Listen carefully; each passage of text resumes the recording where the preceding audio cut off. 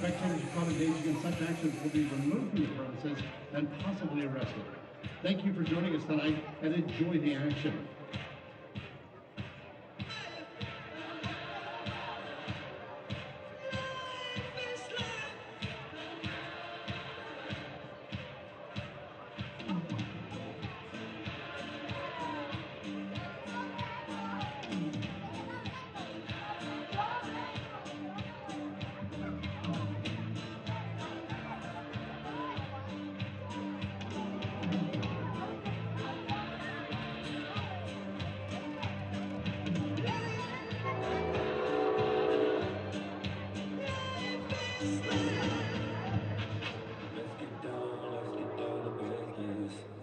Give you one more night to get this.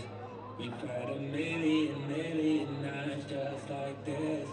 So let's get down to business. Let's get down to business. Girl, you've been on my wish list. Way more than bad, you vicious. Clean, delicious.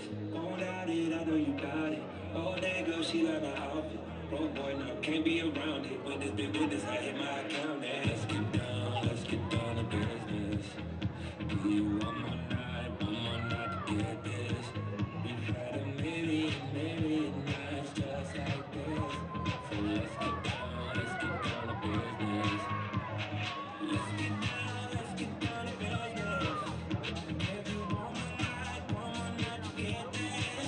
It's been a million nights just like this. So let's get down to business. Shorty get down, yeah, she don't play up. She don't downgrade, better get your weight up. Paralyze this, now stay prayed up. Now she chippin' with the tailor, she wanna blaze up. Hit 100 mil, I couldn't get my grades up. Hey, grandma, nothing I never change up. I bring my wicks on my crib and my key. Let you get down and let's get what she did.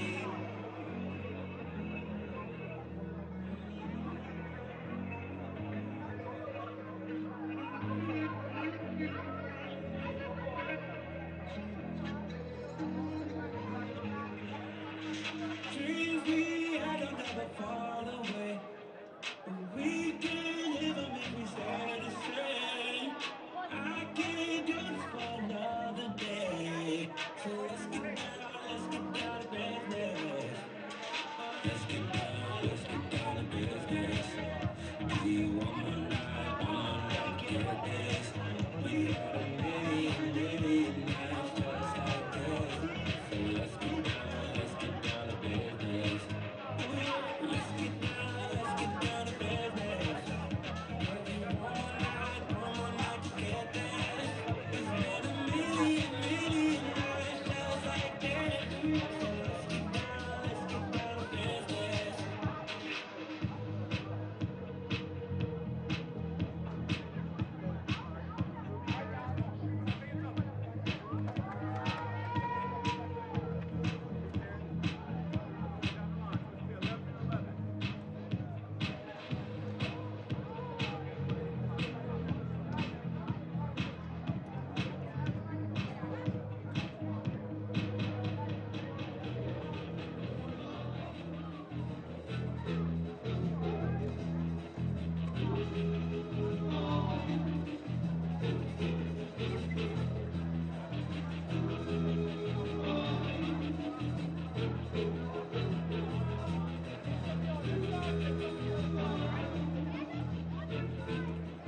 Here's tonight's starting lineup for the Richmond Kickers. Please welcome their team captain, number 24, Nathan Annie.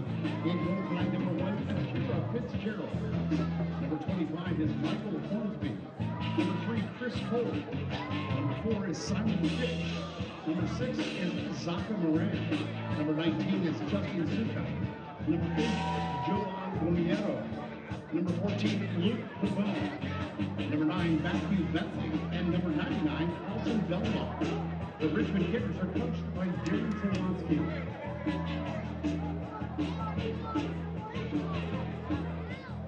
Here's tonight's match official. Please welcome referee Jose Carlos Rivera. Assistant referee Marcus Knox.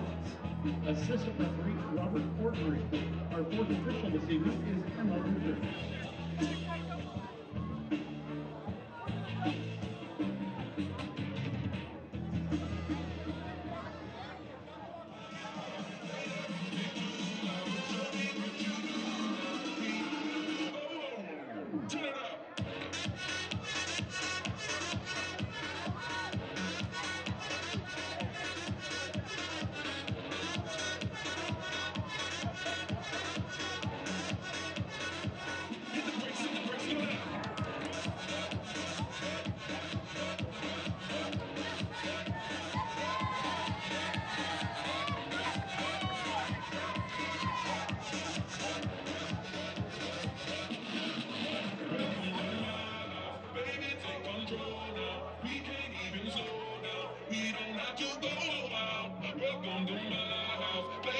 music too loud. Show me what you do now. We don't have to go out.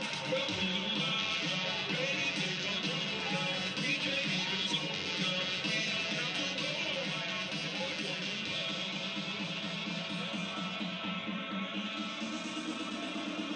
Baby, take control.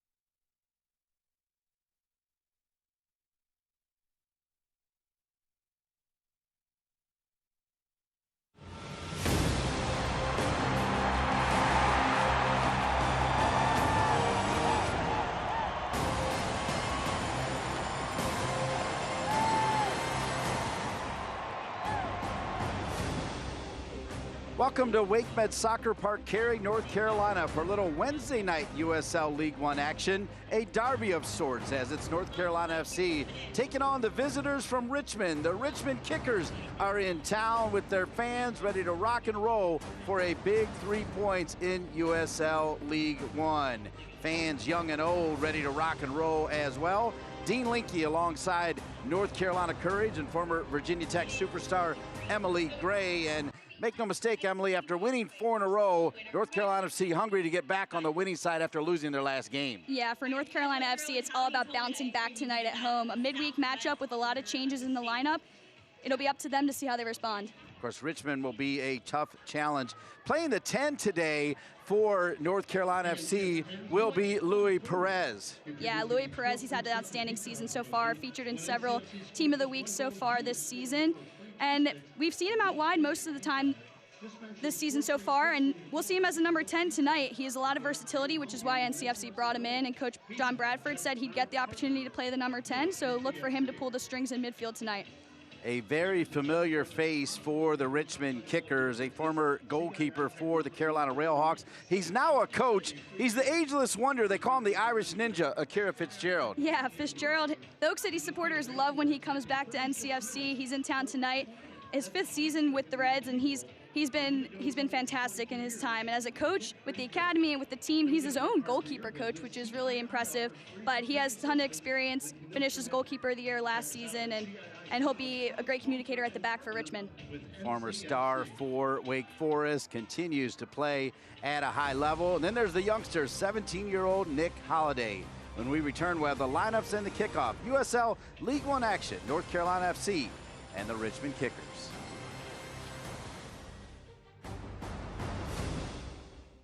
I want to be like the pretty people on my TV. Now you can. All I need are gleaming white teeth. We can help you. Can you find the right dentist for me? Riccobene Associates, they do cosmetic dental. Will they hurt me? No, they're gentle. I'm terrified of pain. They're the kindest in the land. They sound great. Could you repeat their name? Riccobene Associates Family Dentistry. Brushhandfloss.com.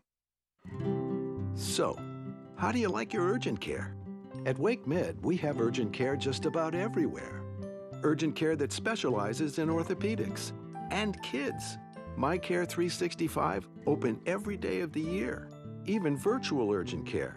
Yup, urgent care in your jammies, on your tablet. So download the WakeMed All Access app and get urgent care that's caring, convenient, and just the way you like it.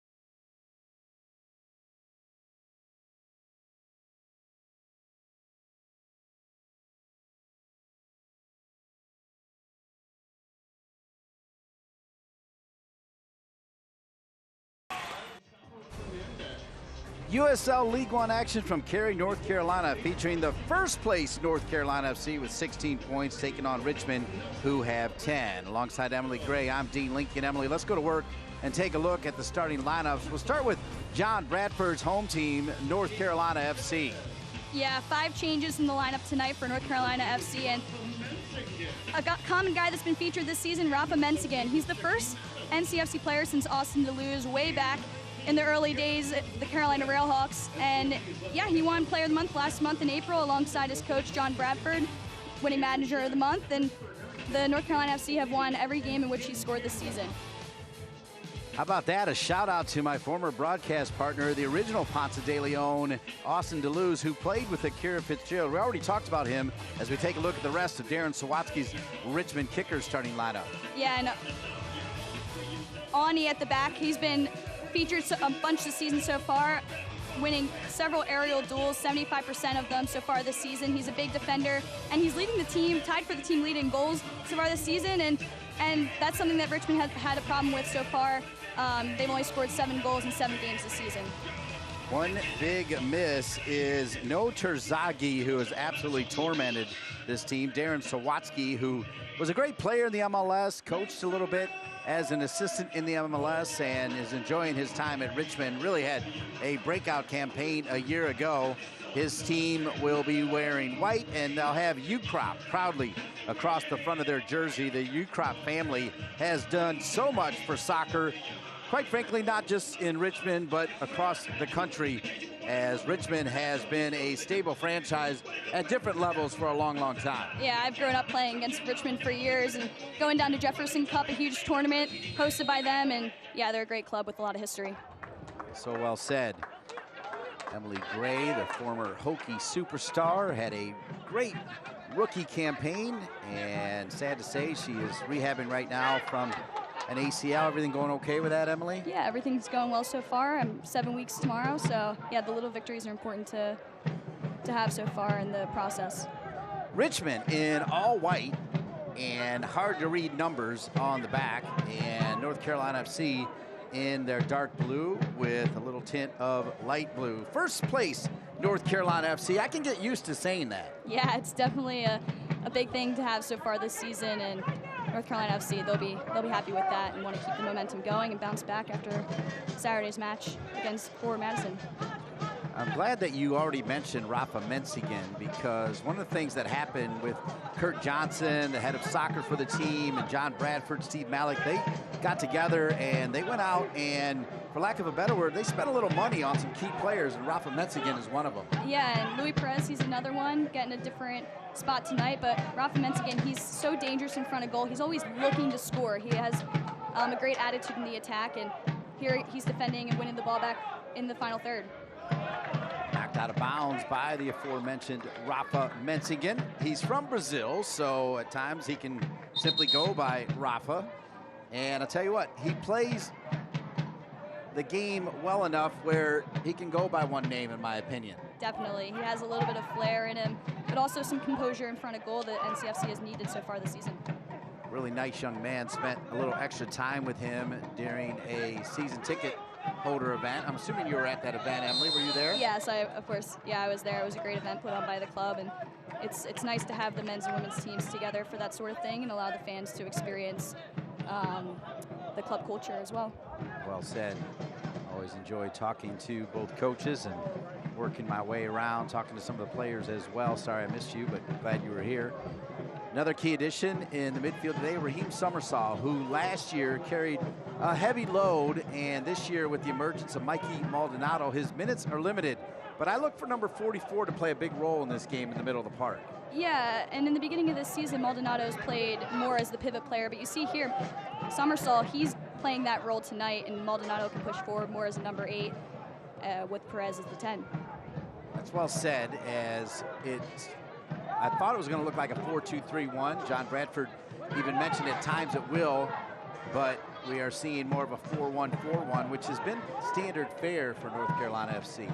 Yeah, I think it allows them to get in attacking positions and have a good shape defensively as well, and make sure that they can have balance in both their defense and their attack. 4 minutes in.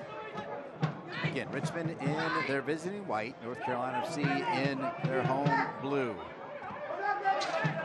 I have called a lot of games between these two teams as NCFC and Richmond have played a lot of games against each other. First of 3 matchups this season right now. Other 2 will be at City Stadium. That'll be in August. NCFC leads the overall series, 8 wins, 2 draws, and 3 losses. 3 of those wins came in the U.S. Open Cup. That was in 2007, the first year of the Carolina Railhawks, then named 2009 and 2019. So this rivalry goes way, way back. Were you born in 2007, Emily? Yeah, 2000s, baby. Played back here to Akira Fitzgerald.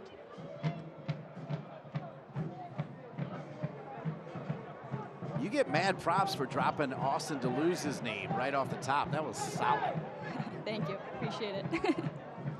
I guess Rafa gets an assist, right? Because you were saying that for the first time since Austin DeLuse, North Carolina FC had a player of the month, and that was Rafa, and the last one was, in fact, Austin DeLuse. If Austin's listening, I can say that was a long time ago. I wasn't sure exactly when, but yeah, definitely a long time ago. This will be played back to Nick Holliday, 17 years young. You know, the more time I see him, and particularly like I mentioned that season ticket holder event where I get to talk to him a little bit, I just cannot believe he's only 17, Emily. Yeah, he carries himself very well as a young professional footballer, and he's incredibly mature, and he matures with every game he plays, and that's so important at a young age, especially for a goalkeeper getting time at the professional level. Nelson Flores Blanco, the left back, wearing the pink shoes. One change from yesterday's talk with John Bradford, and that is Navarro, the captain, out. David Garcia getting the start. And Garcia's been great, but let me tell you, Navarro, like Menzigan, one of those players that was picked up from Chattanooga, Navarro has been outstanding. They'll miss him a little bit back there. Yeah, definitely. He's their veteran presence and their typical captain, but Maldonado, he's going to step in tonight and lead the team very well. Kira Fitzgerald places it perfectly at midfield. Richmond now will go backwards to go forwards as they play it back to Simon Fitch. Now it comes back to Fitzgerald. Here's Garrett McLaughlin, 14 goals a year ago. Big time year, still searching for his first goal of the year. Obviously, Rafa Menzigan has been doing most of that. And when Rafa scores, North Carolina FC wins. When he doesn't score, they don't win. So we'll see if Garrett McLaughlin can change that and add a goal along with Rafa as he gets the start. Offside flag is up.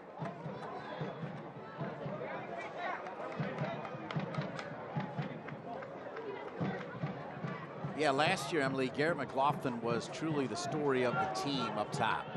Yeah, and he has a slightly different role this season with Olex Anderson getting most of the minutes, but he's been coming off the bench in just about every game and making an impact, and his defensive pressure is super important, and here he is holding up the ball, allowing NCFC to build possession up through the middle third now. So here comes North Carolina FC. They started over on the left side, now they're on the right side. Shaq Adams getting a start, wearing number 17, one of the 5 changes that Emily Gray mentioned off the top from the loss against forward Madison. Richmond will win it back. Good tackle coming in there by David Garcia.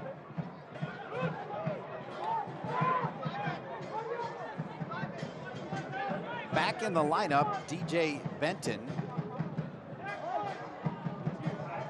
Another one of those former Chattanooga Red Wolves stars, and that was the game you did along with the beautiful man John Bouye, and I don't think North Carolina FC could have played any better, Emily. No, they definitely played a perfect game, similar to Man City today against Real Madrid, but yeah, they had a great outing. Just few weeks ago. Maybe it was a month ago. I don't know. Time's moved pretty fast since then. Yeah, it doesn't feel like that long ago at all. 9 minutes in. WakeMed Soccer Park.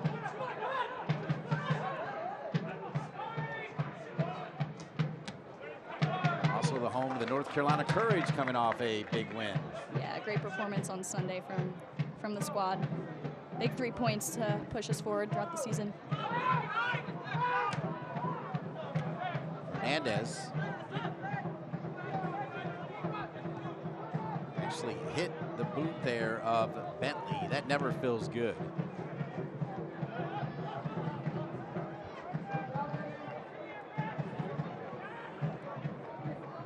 Benton. The weather absolutely beautiful, really, for several days now. I mean, there was a little bit of rain mixed in, but it was when we were sleeping, so it doesn't even count, you know? Yeah, I woke up last night to some thunder and lightning. We're starting to hit summer, typical in the Triangle area.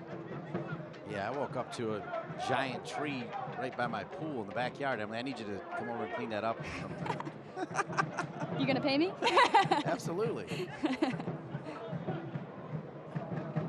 There's Perez.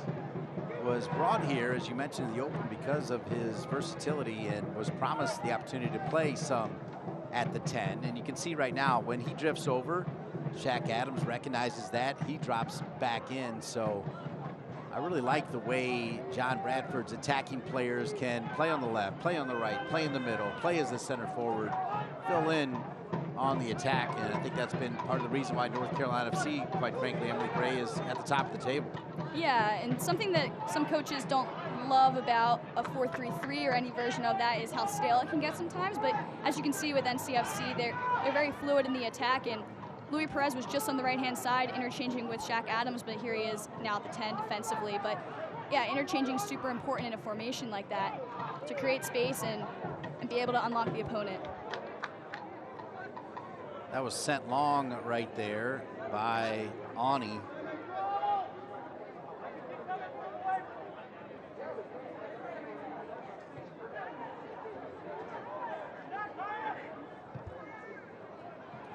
Played long over the top, looking for Adams. Adams, great speed.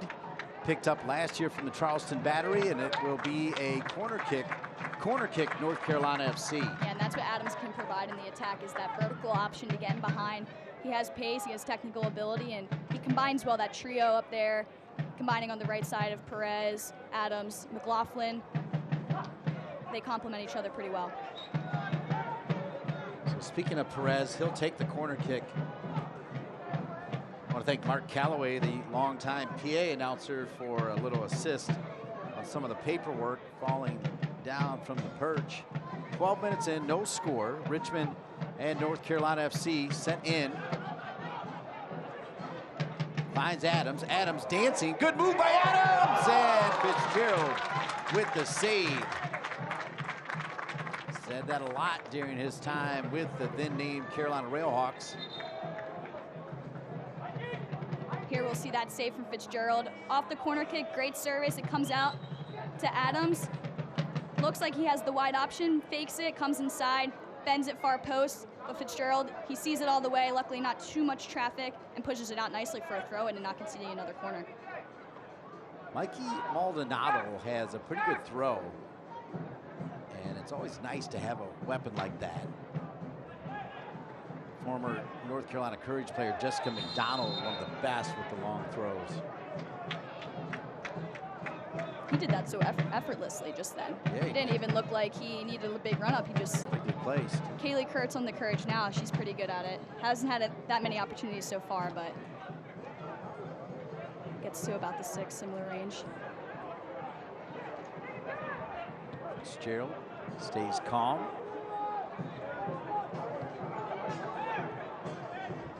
This is good work here from Richmond, putting passes together. This is 5 or 6 now, and they'll change the point of attack.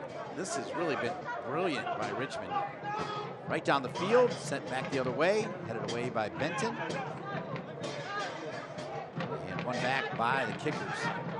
Really nice attack going for the kickers, and good job on the shield there, letting it roll out of bounds is Gustavo Looking Fernandez. for a cold beer, a sweet treat? Make your way over to the new Southwest Sweet Select, Spot the at Beer official Garden. That's in the match ball Farm Plus supplier behind of section the 110. USL League One and many elite leagues throughout Europe.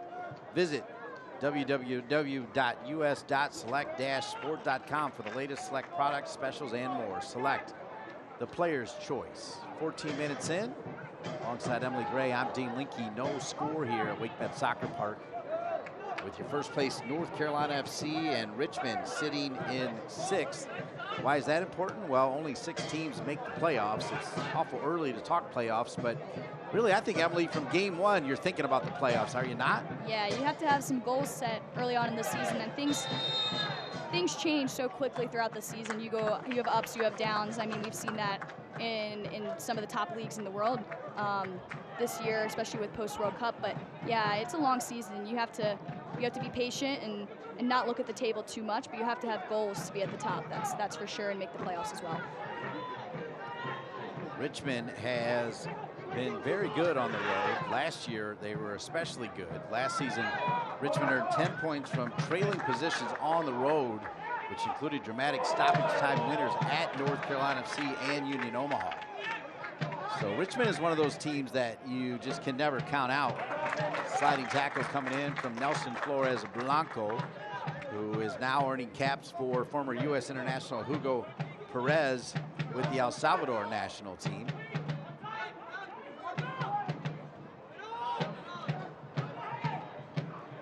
There's Luis Perez, number 13, in on the tackle. Sent long, won by Fernandez. Back to the head of Perez. Good job by Perez. Great job by Adams to get it back to Perez. Perez is going to take a shot from distance. Akira Fitzgerald gets his fingers on it and then says, I got this. Yeah, here's a look at that last play. It didn't look like Perez was going to shoot it. Looked like it might have been going wide, but Fitzgerald had it under control, kept it in, and here's Richmond going the other way.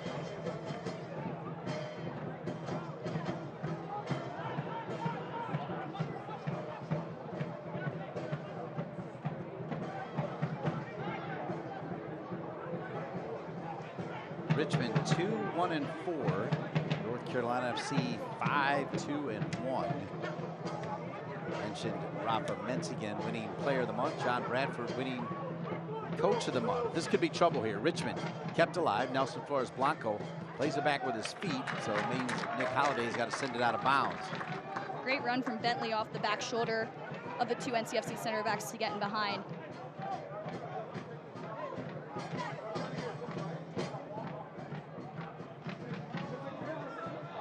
So it'll be a throw-in for Richmond. Nathan Awney talked about his aerial prowess. He's a big boy. Throws it in, and that's going to be knocked out of bounds for a corner kick. It'll be a corner kick, Richmond. Interesting to see him on the long throw, though, since he's the aerial presence on the team, but it must be the only option they have to do so. It's actually great having you on this broadcast because of what you said early on about the Jefferson Cup and the great tradition of soccer at Richmond from the youth all the way up to the highest level. I've been around long enough where Richmond, they were winning USL Championships on Fox Soccer Channel, and I was calling those games all by myself when Ronnie Pascal was standing on his head in goal. They had some big-time players. Yeah, I believe, I could be wrong. Nice chance there for Richmond, but I could be wrong. I grew up in South Jersey, so I'm a Philadelphia Union fan, and I'm pretty sure Richmond played at what's now Subaru Park in an Open Cup game against the Union way back when I was probably 12 years old, but years ago. Years ago. But yeah, I'm pretty sure we went there, and yeah, they have a great team. I think they definitely gave the Union a run for their money, from what I can remember. Storied tradition and tremendous fans.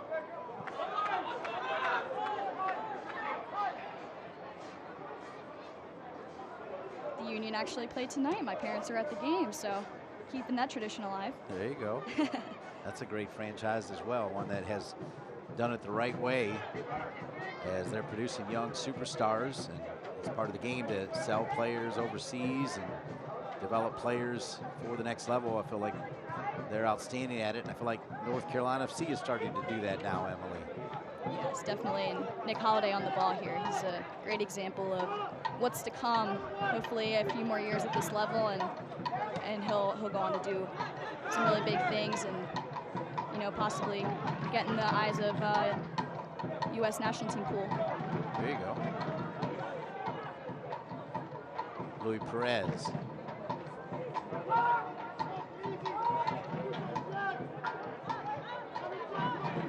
I think about it, what I'm seeing so far, Emily, and you tell me what you think.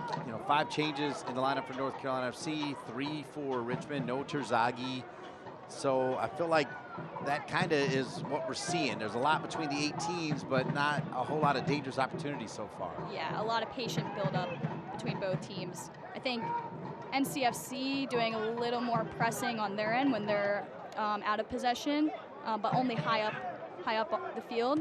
Richmond's happy to let them have the ball here, but eventually they'll have to step. It is fair to say we have the best seat in the house to see the formation, see the lines. It's pretty awesome to be up here, isn't it? Good little move here.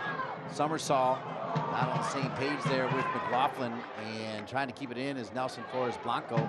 He does. Great hustle from Nelson Flores Blanco, but better defense from the kickers, and it'll go off of Nelson Flores Blanco. Such an underrated player he is. Doesn't get talked about too much. He's been here for a few years, but he does the work like that. He just runs, he's an engine up and down the left-hand side for NCFC. John Bradford called him an automatic write-in, which basically means every time he makes the lineup, number 3 is going to be on there unless he's with the El Salvador national team. Right, incredibly reliable player.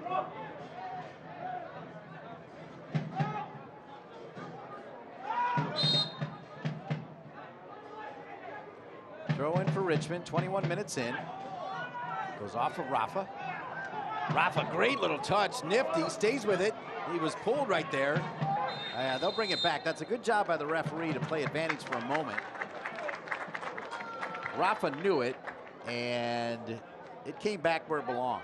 Yeah, there's the Brazilian flair in him showing on the pitch tonight, but yeah, a difficult one for the referee whether to play advantage or not, because it didn't look like NCFC was going to gain one, but then they changed the point of attack and they might have. But I think they'll be happy with this free kick in this area. With all due respect to the great Brazilian flair, the only thing he didn't do was flop around and roll around there. He stayed on his feet right there. I prefer that.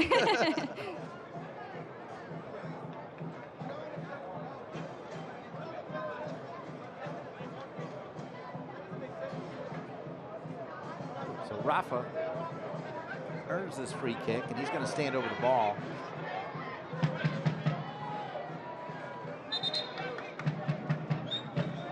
Right now, Adams is in an offside position. That was flicked off. All right, walk me through that, Emily, because Adams clearly started in an offside position. He didn't move, but if they play it over to him, that flag is coming up. Right, but they're not going to play it to him. They're going to play it to the back post there, and then hopefully it comes back across to him. Then he's in an onside position at that point because the defense is dropped. But he also does the smart thing by not standing in the goalkeeper's vision in case it does go on goal and a goal is scored. So corner kick, North Carolina FC. A little ball as it goes off the head of Garcia. All right, walk me through the mentality of Garcia. Up until today, he was told he wasn't starting. Navarra out. Coach tells him not too long before the game that he's starting. How does he flip it on real quick? Yeah, he's a great pro. He's always going to have the attitude to be ready when called upon, and he's gotten a lot of minutes so far this season and had great performances. So yeah, it seems like he's always ready to step in, and him and Gustavo Fernandez have swapped a couple times, and they're able to form a good partnership here with Navarro. He's been out a couple games so far this season, so they need to be fluid and be able to play as a duo.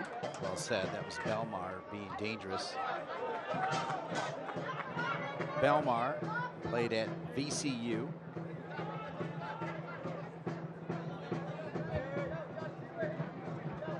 I know Virginia Tech has their thing with Virginia. How about VCU? Is there any rivalry in there at all? Not that I know of. You'd think there would be, but Not so much? no, I never played them during my time, and I don't think the men's soccer team did either. Okay. But yeah, and other sports, I haven't seen them play each other much either. McLaughlin denied there. Tremendous tackle from Awney. A better tackle from Garcia. And it'll stay with North Carolina FC. Summersall will get it back to Nelson Flores Blanco, who will find Garcia paired with Fernandez, as Emily Gray just told you. Here's Benton, who was the starter, got a foolish red card, and Christian Liu Young got back in there, earned the job, and I think a little bit of minute watching here now and a chance for Benton to get back in there. Yeah, good competition's always good. It's great. I've seen it all over the field. For Coach John Bradford, he has to make tough decisions, which maybe wasn't as difficult to do last season.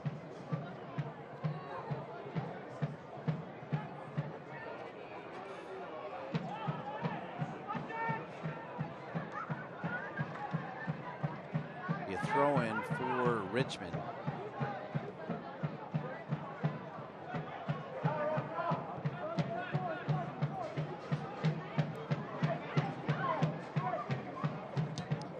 Kickers this time, pretty good long ball. Holiday does well to get off his line. He read that well. Richmond had been playing out of the back through the midfield and then up top, and I think it's good to mix a long ball in there every once in a while, Emily. Yeah, have to keep the back line honest and try to stretch them to open up space in that target space near Bentley and Belmar. Holiday will play it over to Garcia. His right center back. And David Garcia will get it back. Perez has been dropping deep to try to get a touch. This is Adams trying to play it to McLaughlin. I love that you already pointed out one of his best attributes, and that is his defensive tenacity as a center forward. You don't see that every day.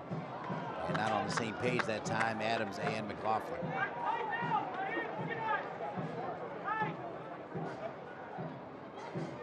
NCFC 5-2-1, 16 points. 4 wins in a row prior to the loss against forward Madison. Richmond in their last 5 games, 3 draws, a win, and a loss in the Lamar Hunt U.S. Open Cup.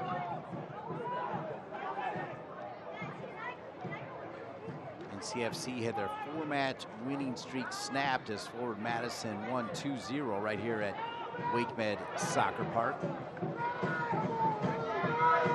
Richmond came back from a 2-0 deficit to get a 2-2 draw at Greenville in their last match. Belmar.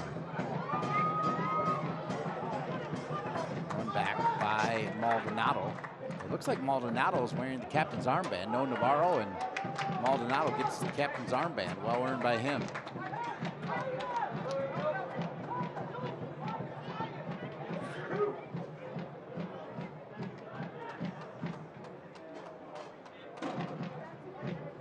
Sure, Emily, at any level, the captain's armband is a big deal, but I think the higher level you get, it becomes an even bigger deal wearing that armband. Yeah, it's definitely an honor for these players every time they can put it on.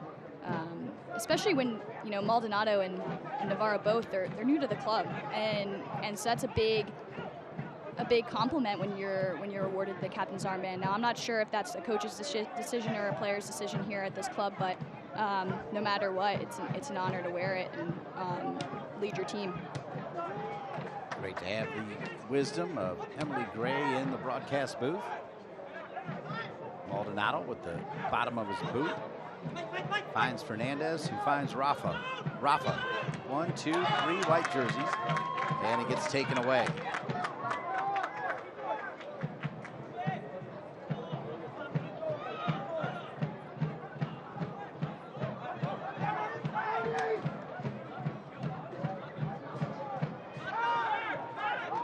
Showing for Richmond.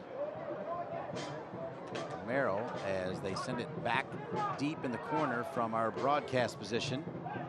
Denied by Benton. Here's McLaughlin. Needs to hold it up, and now he needs to get support. They need to move together.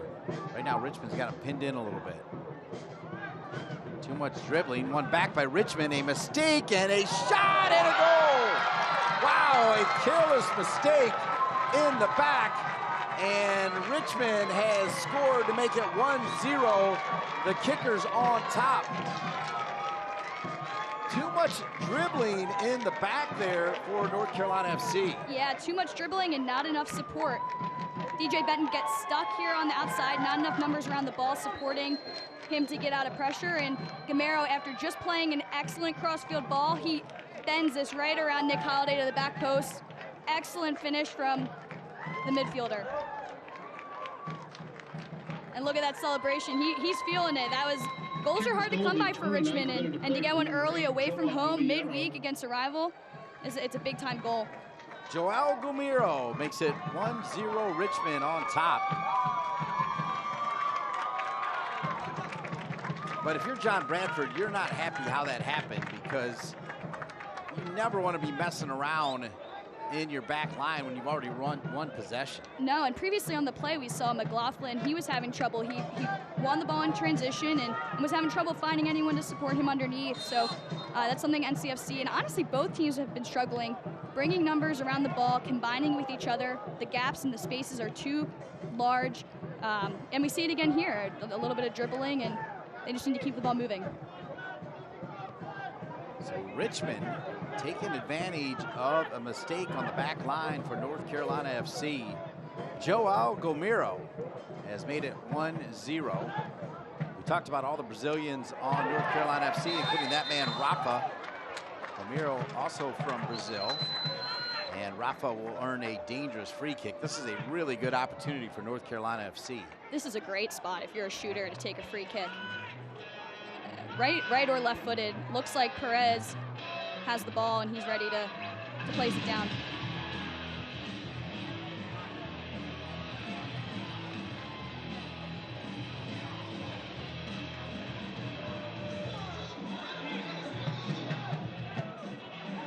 So Rafa.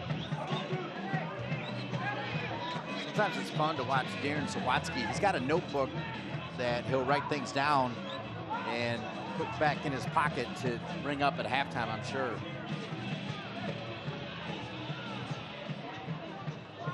Rafa taking a deep look at this. So is Luis Perez. I'm thinking it's the right foot of Rafa. It's going to be the left foot of Perez right into the wall. Now Perez again.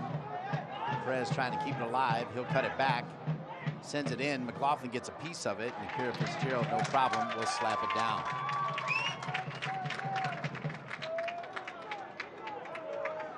It's interesting you mentioned Austin Deleuze, because he rarely makes appearances after having two beautiful kids with his wife Katie, but one reason he would make an appearance is to see his former Wake Forest and Carolina Railhawks teammate Akira Fitzgerald.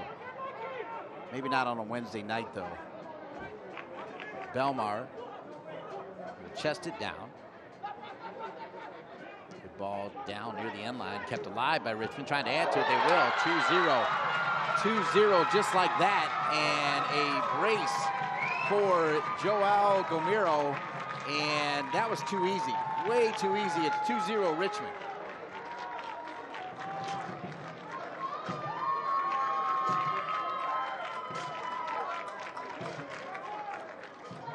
Yeah, and another change of point in the attack. Great ball across, and we've seen this a few times already. Belmar slipping a diagonal ball to Fitch, and way too easy on the tackle here, beating Rafa, cutting it back. Great finish, though, by Gamero, and he's got 2 on the night, maybe an unlikely goal scorer, but great, calm, cool finish.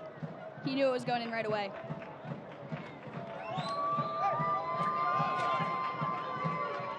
So a brace already for the man from Sao Paulo, which is actually where my wife grew up.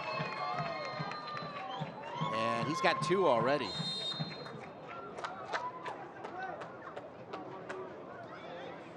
I mentioned the Man City game earlier. 2 little midfielders.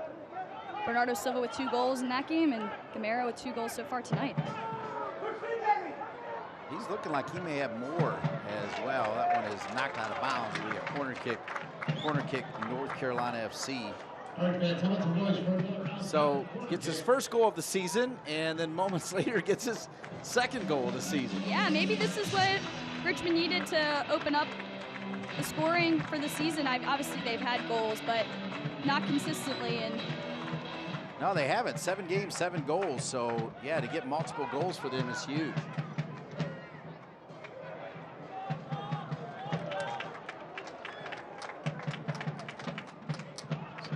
Kira Fitzgerald will work a little bit of the clock.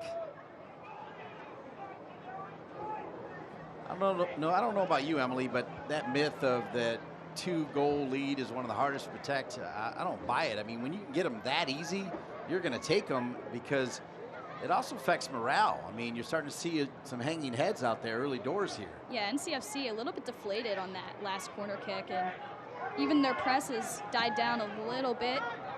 They'll probably want to get a goal before, well, certainly want to get a goal before halftime, but if not, get to halftime and readjust and pick up the mentality a little bit. Yeah, I would not be surprised to see some changes even at the start of the second half.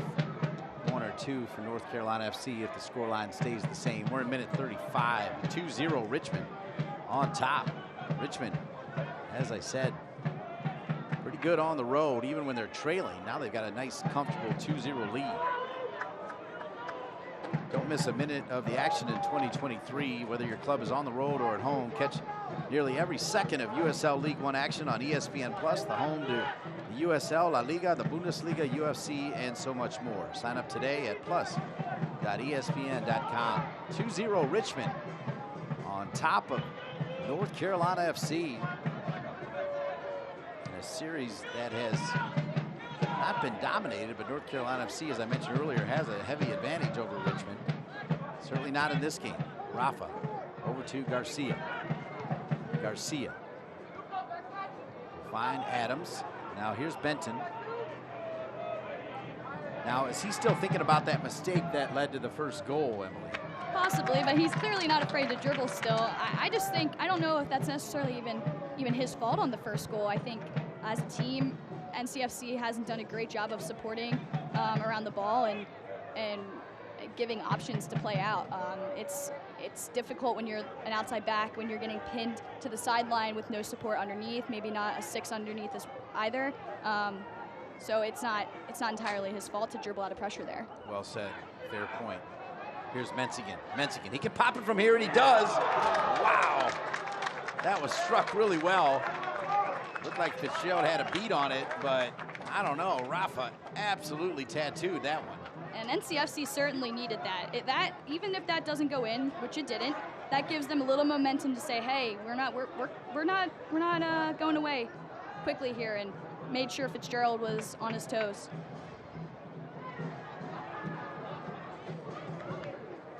So Fitzgerald finds Belmar, goes off of Belmar's head. It'll be a throw in for North Carolina FC.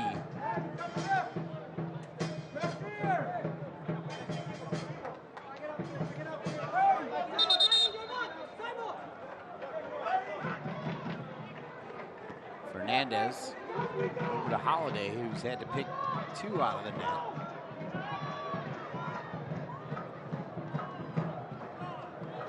Good little ball. Adams will run onto it. Adams cuts it back. Making a run is Rafa.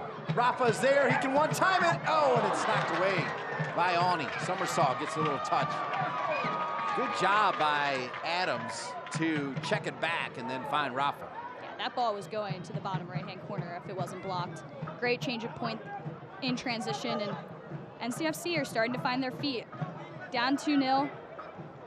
Getting some possession, finally getting their midfielders on the ball, which they'd rather have building up than their center backs. Maldonado. Rafa will send it back to Fernandez. Somersault. Adams, another good touch.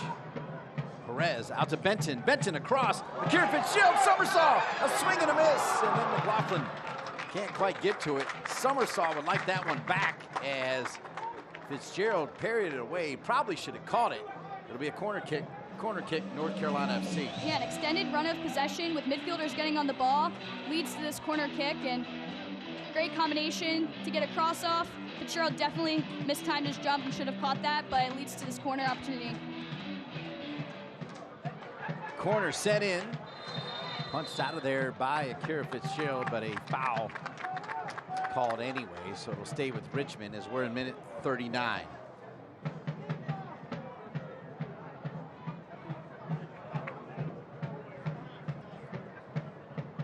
Can't watch the match? Turn on Sirius XM FC 157. North America's only 24/7 source for engaging soccer talk, including USL All Access, Tuesday nights at 7 Eastern. Plus, hear live matches from the USL, MLS, English Premier League, and more, all on Sirius XM FC 157 and the SXM app. 2-0 Richmond as we walk you up to minute 40. WakeMed Soccer Park, Cary, North Carolina. Alongside Emily Gray, I'm Dean Linke. Delighted to be with you on a beautiful Wednesday night for USL League One action. And if you're a Richmond fan, it's especially beautiful as you got not one, but 2 goals from Joao Gomiro. Kind of a breakout game for him. Yeah, and you see him here. He's floating around the pitch, currently in the left back position. He wants to get on the ball. Crafty little midfielder. Clearly can finish as well. Richmond again switching the point of attack. How many times have we seen this? And Belmar has been great. Not that time, but Belmar's been really good with that extra pass. He's been good with the trap initially and then good with the extra pass. A common theme for them so far has been building up in the defensive third through the left, switching it to the right towards Belmar, and Fitch, he just gets on his bike and gets up into the attack, gives Belmar the option to play him or come inside. There, Belmar could have dribbled inside. He chose the wrong pass, but they're creating a lot of attacking opportunities through the right. Belmar and Fitch both played at VCU, and you can tell. I mean, they certainly have good chemistry out there. You nailed it. I mean, Fitch has made great overlapping runs, Emily, the entire game. Speaking of great, and I don't mean to embarrass you, but when you arrived last year, and I know it's a long season, but let me tell you, Emily Gray, you were outstanding. You got right in there and made things happen. I was proud of you. Thanks, Dean. I appreciate it. How fun was that? It was awesome playing with Dabinia, Caroline. I mean, it was really fun. And I was never part of like a winning team before in terms of like trophies. So yeah, it was really cool winning the Challenge Cup and yeah, hopefully more time on the pitch to come. Well, there will be. Yeah, there will be for sure. You're a soccer player, and you can tell that you live and breathe it. I mean, I love that you watched that game today. I love the story about your family and the union. I mean, you're all about it, right? Oh, yeah. I breathe it. There's no doubt about it. I also think that makes you very good at doing this as well, so thanks for joining me in the booth. Love working with you, too. Appreciate that. Here's Rafa. That's a nice touch. Really nice touch. It allows Flores Blanco to first time it. Kind of caused a little bit of trouble. And just outside the 18. That's better, though, from North Carolina FC. Yeah, after that second goal, they've definitely woken up and have created more chances. A lot of heads down after every ball that goes out of bounds, though. I don't know. Sometimes you can't read too much into that. Some players, that's their way of thinking, like getting on to the next thing. But it can also be a sign of frustration, which they should be frustrated potentially going into halftime 2-0 down. But they got to keep pressing here. Once again, it's Fitch taken away by Garcia. Good idea, just a little bit too far out in front of Adams. I have liked what I've seen from Adams. Little bits and pieces anyway, number 17 for North Carolina FC.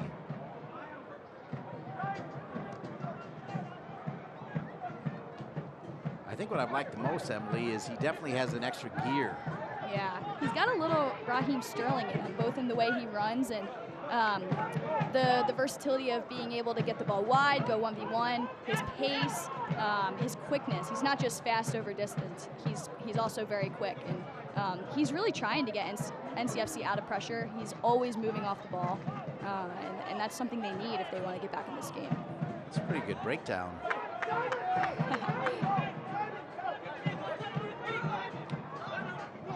Fitch.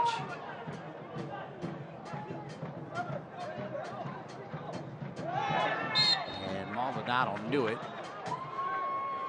Yeah, Maldonado's not happy with what he sees in front of him and what he sees behind him, that's for sure. He's not happy. Yeah, and we're seeing a lot with Rafa defensively on this left side, allowing both Fitch and Belmar to come inside. And you don't want that. You want to keep him wide, force him end line, force him to the sideline, use that as your advantage. And Maldonado's not happy, but there's Gamero again, winning a foul. He's been all over, definitely the star so far in the match.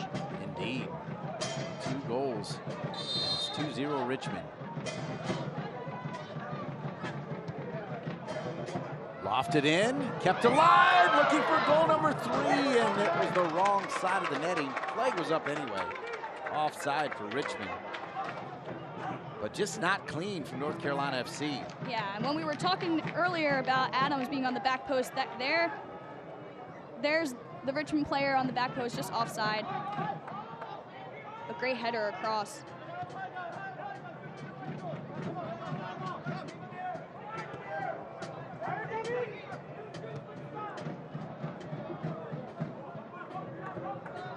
Maldonado, I get the feeling he's about ready to start scissor tackling his own team. He is not happy at all. Adams making another good run with that gear, with that quickness and speed that Emily Gray just broke down for number 17. He'll earn the throw in. Now he needs some blue jerseys to come join in as he's going to drop it for Benton. Not enough movement. Perez. And the referee says cleanly tackled away by Richmond. We're in minute 45. We'll have 2 minutes of added time. Officials indicated a minimum of 2 minutes of added time in the first half. 2 minutes. North Carolina FC had won 4 in a row. They're top of the table, but lost their last game 2-0 to forward Madison. And they trail this game to Richmond 2-0.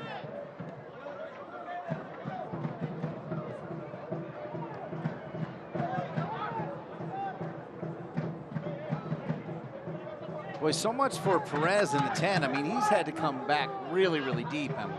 Yeah, and something we're seeing here is Maldonado making it a back 3, trying to change things up in the build-up phase. Rafa coming inside, Flores Blanco going high, still filling all the channels, but it's proving not to be enough up to this point. Rafa wanted the whistle. North Carolina FC won it back anyway. Here's Rafa. Let's see if he can slice and dice a bit. He'll give it up to Nelson Flores Blanco, who mishits it. And that'll do 2 things. It'll allow Richmond to chalk up more of the clock. And I guess one thing, I mean, Akira's going to take his time for sure, trying to work up these final 2 minutes.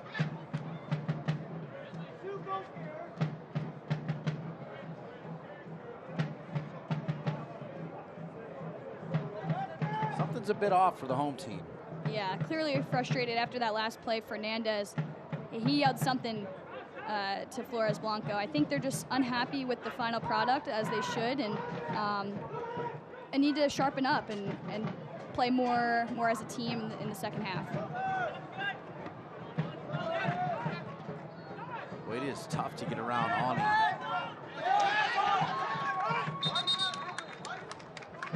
The king of USL League One, Brian Ware, was telling us about the aerial prowess of Awney, and he was spot on. And that's going to be the whistle. Quick thought on the 2-0 lead for Richmond. Certainly deserved for Richmond. Two excellent goals by Gamero, and capitalizing on a little bit of defensive and offensive as well mishaps from NCFC, who came into the game a little bit more after that second goal, but certainly need to put some more of a stronger mentality together in the second half. We come back, we'll take a look at the upcoming schedules for both teams and also bounce around USL League One. Halftime in Cary, Richmond 2, North Carolina FC 0. I want to be like the pretty people on my TV. Now you can. All I need are gleaming white teeth. We can help you. Can you find the right dentist for me? Riccobene Associates, they do cosmetic dental. Will they hurt me? No, they're gentle. I'm terrified of pain. They're the kindest in the land. They sound great. Could you repeat their name? Riccobene Associates Family Dentistry. Brushhandfloss.com. So, how do you like your urgent care? At Wake Med, we have urgent care just about everywhere. Urgent care that specializes in orthopedics and kids. My Care 365 open every day of the year. Even virtual urgent care. Yup, urgent care in your jammies on your tablet. So download the Wake Med All Access app and get urgent care that's caring, convenient, and just the way you like it.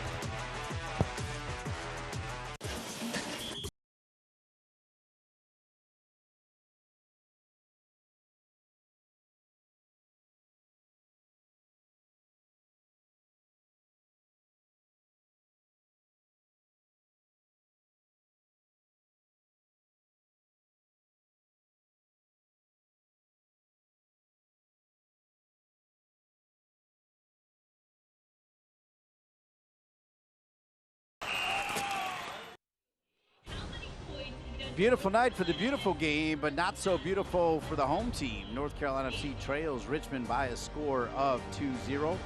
Alongside Courage superstar Emily Gray, I'm Dean Linke, and we'll take a look at upcoming games for North Carolina FC. As we mentioned, every game so important. The top 6 make the playoffs, and they'll go on the road for 3 games, and then we'll be back here on June 18th and June 30th for games against Lexington and Charlotte. Yeah, and all these opponents are very good and high quality, and we're getting to the point in the season where now we're going to start playing teams for the second time, and everybody's gotten a chance to feel each other out. And at the Independence next, a rivalry close to home, it'll be a good match.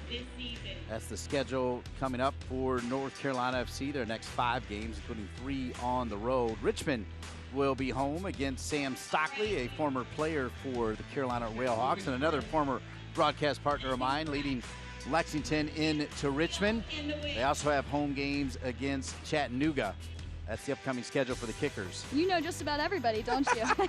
Yeah, but well-balanced schedule home and away for the Kickers, and an important part of the schedule. We're getting toward the middle part of the season and need to start getting some points both home and away. All right, we're going to take a break with Richmond leading 2-0. When we come back, we'll take a look at the games coming up this weekend, the team of the week, the Brian Ware news and notes, and so much more. Right now, it's all Richmond, though. Richmond 2, North Carolina FC 0.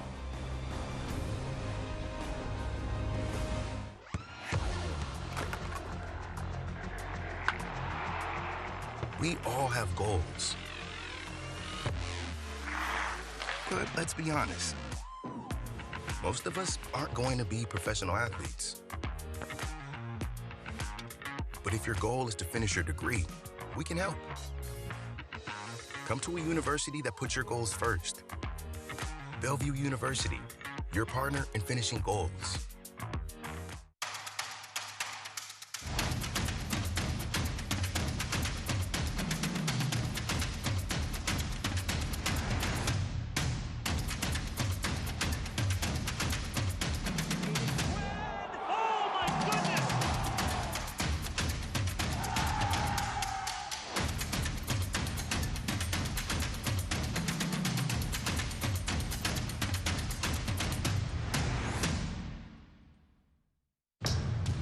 Are you ready? Ready for more of the game you love? Ready for more players and more teams? Ready for more stadiums, for more fans in more cities? This is a different league, the USL Super League. Built for the future of women's soccer, bridging the journey from youth to pro, connected to the global game, and bringing it all closer to home. Are you ready?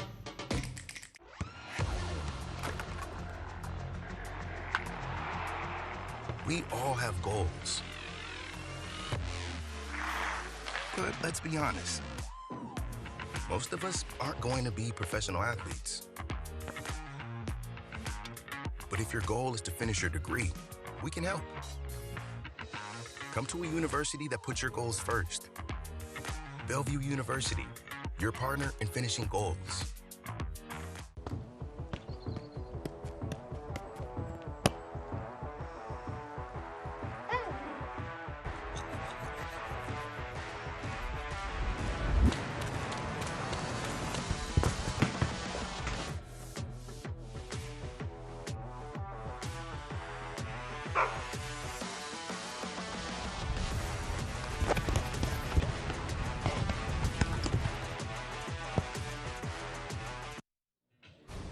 Halftime in Cary, and the Richmond Kickers got a brace from a player that hasn't scored a goal all season, as you see the future stars for North Carolina FC out on the field. Dean Linke along with Emily Gray, and USL League One season starting to heat up. As I mentioned, North Carolina FC currently in first place.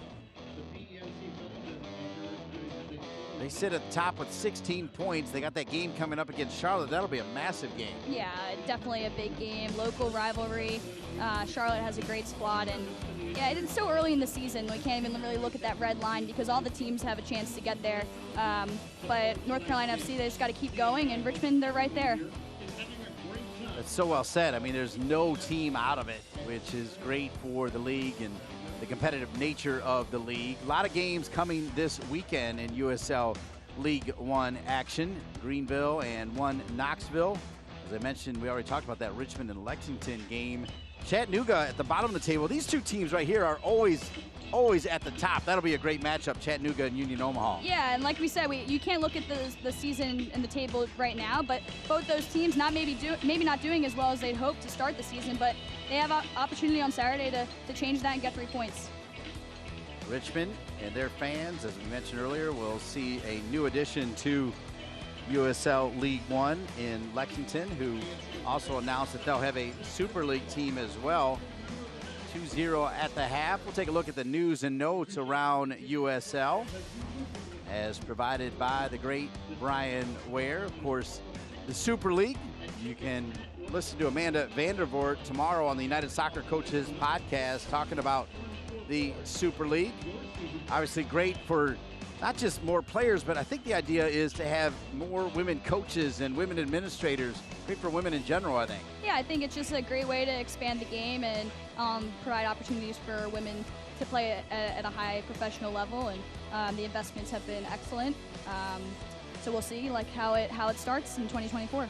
Sam Stockley's Lexington team with a stunning win over Charlotte as Knight made a huge penalty kick save in the 96th minute at the death to give Lexington a massive 3 points. And then a quick spurt gives the Hailstorm a 2-1 win. They scored 2 goals in 5 minutes at Knoxville to get the win. Those are some news and notes around USL, not just USL League One. Of course, when you make a save on a penalty kick in the 96th minute, you will make the team of the week. No doubt about it. That's a big-time play and earns points for your team, right? And that's a key moment in the game, and that's how soccer is. I mean, things happen in such a short period of time, but yeah, probably the first time all season we haven't seen an NCFC player on the team of the week.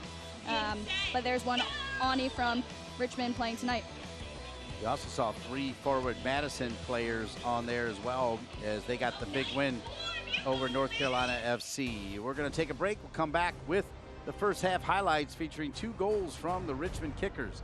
Halftime in Cary. It's Richmond 2, North Carolina FC 0. I want to be like the pretty people on my TV. Now you can. All I need are gleaming white teeth. We can help you. Can you find the right dentist for me? Riccobene Associates, they do cosmetic dental. Will they hurt me? No, they're gentle. I'm terrified of pain. They're the kindest in the land. They sound great. Could you repeat their name? Riccobene Associates Family Dentistry. Brushandfloss.com. So, how do you like your urgent care? At Wake Med, we have urgent care just about everywhere. Urgent care that specializes in orthopedics and kids. My Care 365, open every day of the year. Even virtual urgent care. Yup, urgent care in your jammies on your tablet. So download the Wake Med All Access app and get urgent care that's caring, convenient, and just the way you like it.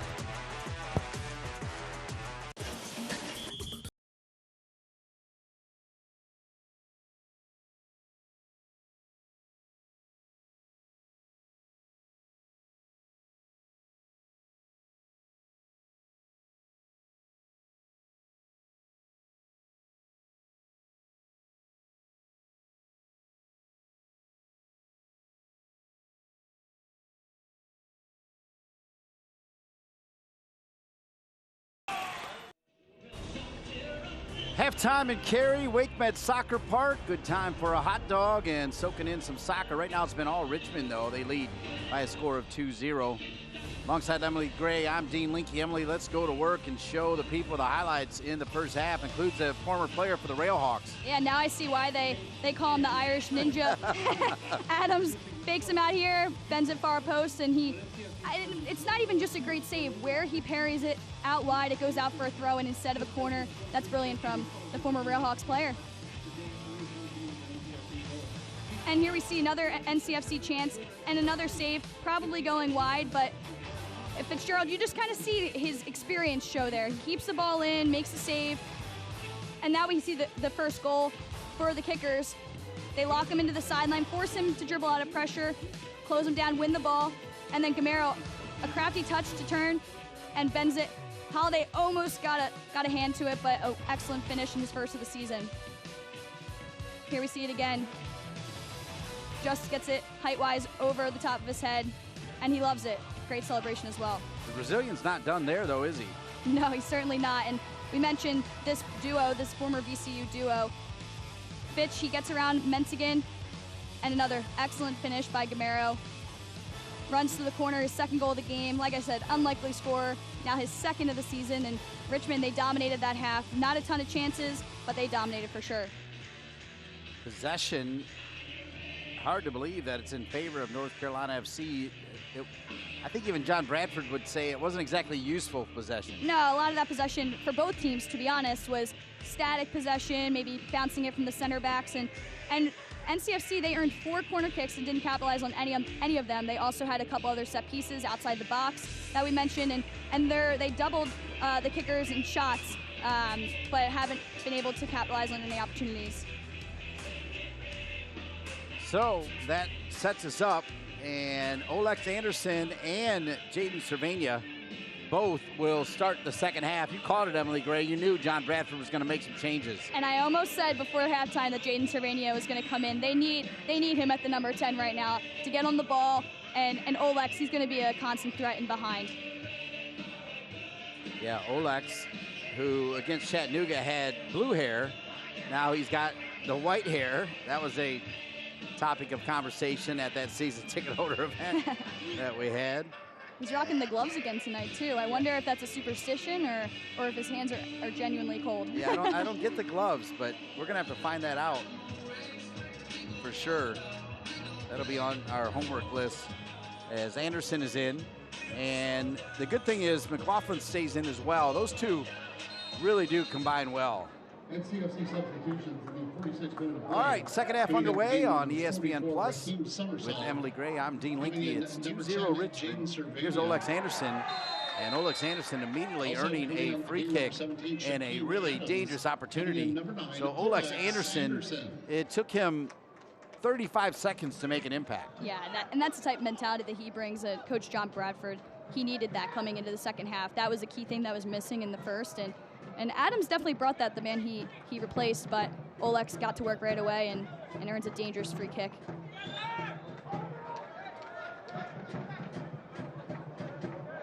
So now Perez, who started the game at the 10, will slide over.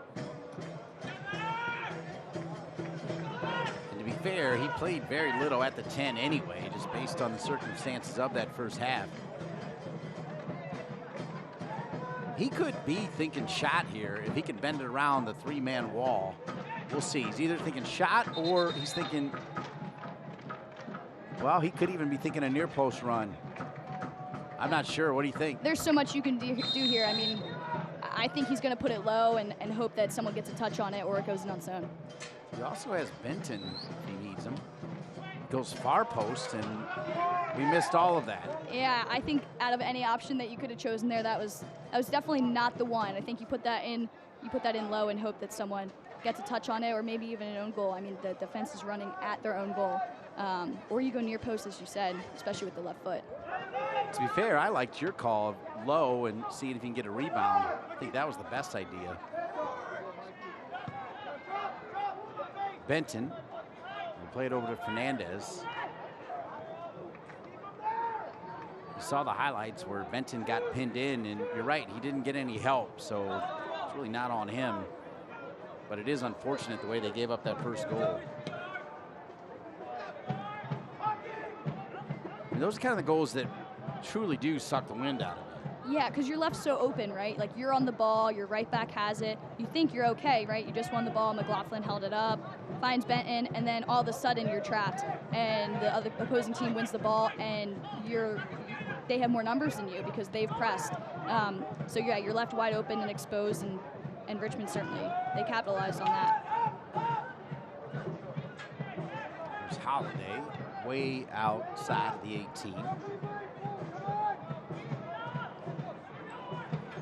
All right, Emily, I'm going to make you put a coach's hat on. You've been coached by a lot of coaches, including Sean Nahas right now. If you were John Bradford, down 2-0, knowing everything you saw in the first half, what are you saying to your team? I think two things, well, actually three. Get numbers around the ball when you're in possession.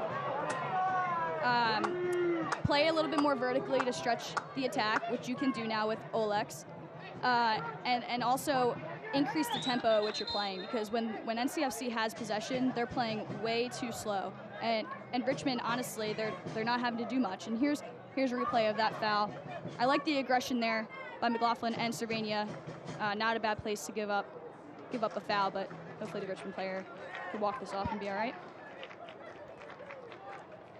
There's plenty of time, based on what you just said, John Bradford broke down at half to do all three of those things and make something happen here. Yeah, I also think, sorry to add a fourth one, but there's a lot that NCFC could fix from that first half.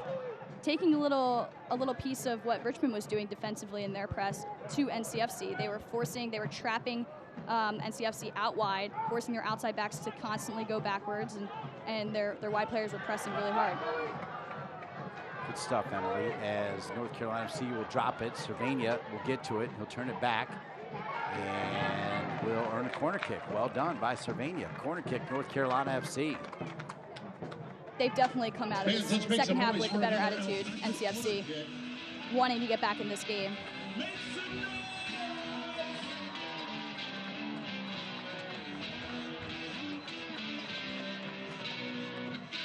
Fans starting to get into this one. Olex Anderson and Cervania have been part of that spark that Emily Gray just told you about, as North Carolina FC had the free kick and now the corner kick, and we have not played even 5 minutes of the second half. Corner kick, North Carolina FC. Here we go. Bent around right at the 6. Pretty good spot. Headed away by Richmond. Cleaned up by Benton. Now David Garcia. Garcia to Olex Anderson. Olex Forgot the ball, and it'll go out of bounds.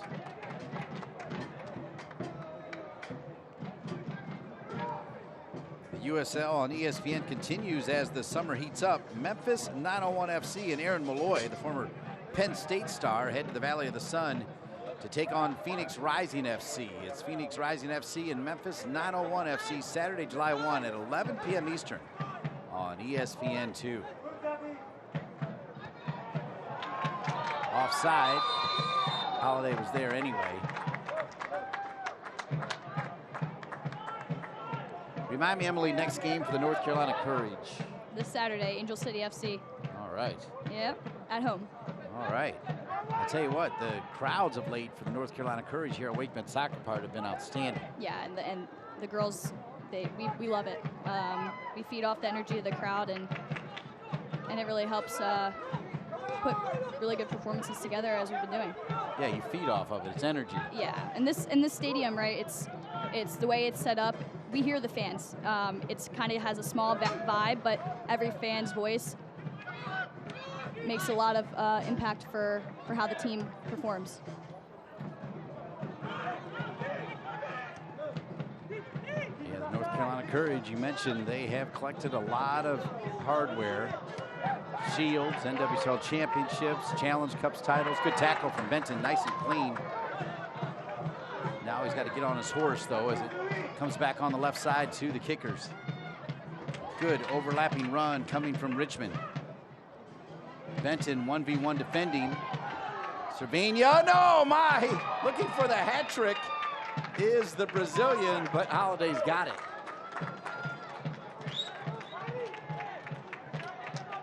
Here we'll look at that again. Hornsby getting up the left side, which we didn't see too much in the first half. Gives him a little scissor, cuts it back. Poor clearance by Cervania, and it pops to Gamero on the hat trick, but Nick Holiday is able to fall on top of the ball finally after spilling it a little bit. That's going to go out of bounds. Some other USL storylines courtesy of Brian Ware, Pittsburgh and Birmingham, the last two still in the US Open Cup out of USL Championship. The Riverhounds upset New England 1-0, and the Legion took down Memphis 3-0. Tormenta beat the Red Wolves in the 2022 rematch of that championship game. Ryan Sierakowski, the former Michigan State star, scored a gorgeous 25-yard goal. The flag is up offside. Some Richmond fans here didn't like that call. Yeah, the last two calls have been very close. Some great soccer being played by the kickers right now, and in transition, right? NCFC is going to push for goals, and they're going to get caught in transition sometimes, and it's up to Richmond to capitalize on that. And yeah, that was a great run and a great play. Benton just took the chance, and he was offsides. Garcia turns it over as he was trying to find Anderson. Good sliding tackle to win it back by Garcia. Olex Anderson, this time the flag is on.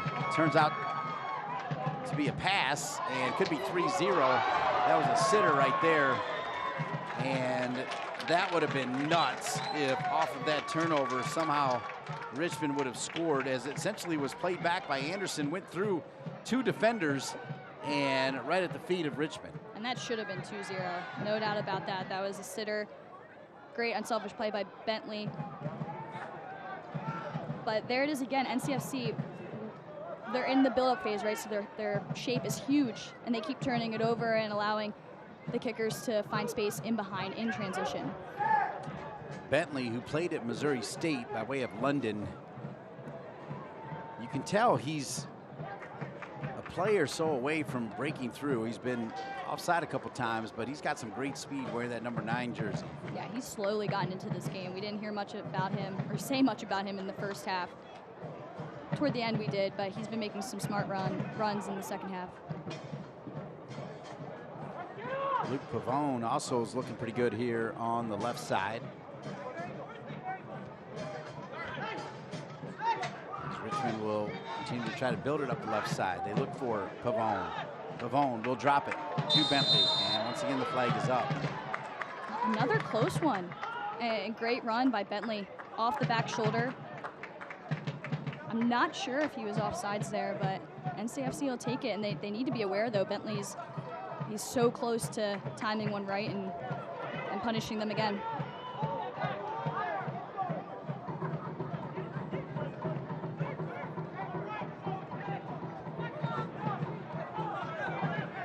Our producer, Joe Ferrara, telling us that they did get a look at it. He was offside. But you're right, he's getting closer each and every time. Perez back to Cervania. Cervania dancing with it. Cervania knocked to the ground, and Cervania will, nope, it'll be a handball against Cervania. Yeah, here's a look at that last offsides call. Pavone gets the ball wide. Yeah, he did drift offside, and he had the opportunity to look at Garcia to ensure he was onside, but I just love his energy and enthusiasm in the second half. He's going to get in behind eventually and punish NCFC, as I mentioned. Yeah, Bentley has brought a lot. Look at Bentley challenging Holiday right at the top of the 18. Holiday feeling the pressure. Goes off the back of Nelson Flores Blanco. There's Cervania. Cervania's been just about perfect since entering the game here in the second half.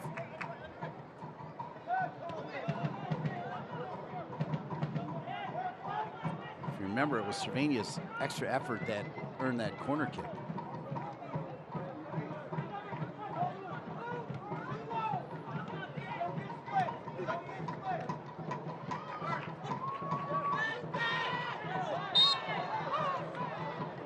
Anderson called for the foul.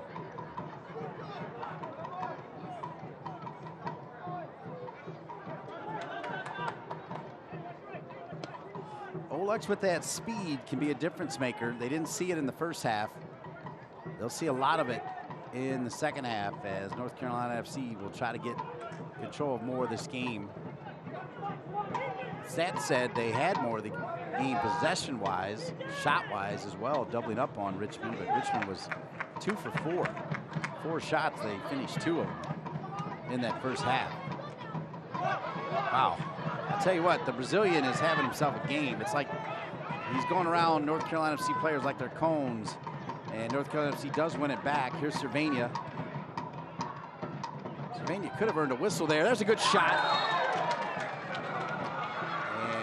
Wrong side, but it'll be knocked away. It'll be a corner kick. That's another big time save, I think, by Akira Fitzgerald. I'm not totally sure. Yeah, I guess we'll see here. It kind of was something out of nothing, right? Cervania gets bumped off the ball here as he takes this shot from outside the box, pops out to Flores Blanco, and he just rips one with his left foot, kind of shocks everybody. It looked like it might have gone in. I think that might have taken a deflection on its way, maybe not a save. Hopefully we get a better angle here. Yeah, it hits the defender on its way.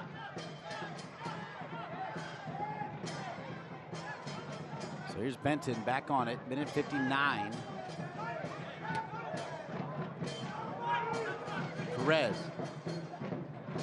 Perez likes it on his left foot. Gets it back on his right, sent across. And they're gonna point to the spot. No. I think, no, they're going to say that was a dive. What are they doing? I think that was a bit of a reckless tackle from, I think it's Gustavo Fernandez. They both come out hurt from this, but you'll see it'll pop out to him, and he goes flying in with his studs and slips on the way and just cleans out the kicker's player. I think both are going for the ball here, 50-50 in the air. But yeah, he cleans out his standing leg on that play. Get your tickets today for the soccer tournament, the winner-take-all tournament for $1 million. June 1st through the 4th. So the referee immediately pointed to Fernandez, not the spot, but he was laying by the spot. So, yeah. But great call by you, Emily, as that was reckless from Fernandez, and the referee was all over it.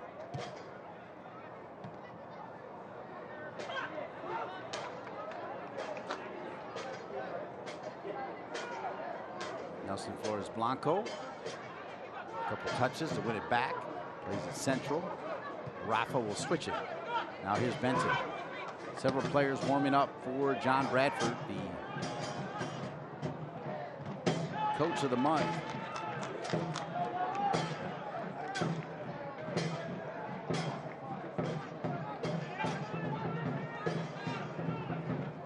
John Bradford did point out that a year ago he won Coach of the Month, and then immediately after winning Coach of the Month, the team kind of took a nosedive. He doesn't want to see that happen again.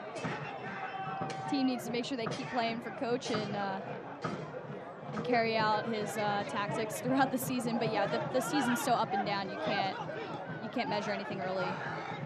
So many things can happen. And here's Cervenia with the pressure. Cervenia will give it to Anderson. Anderson, he's got Cervenia. He's also got on the far side a little touch from McLaughlin and headed away.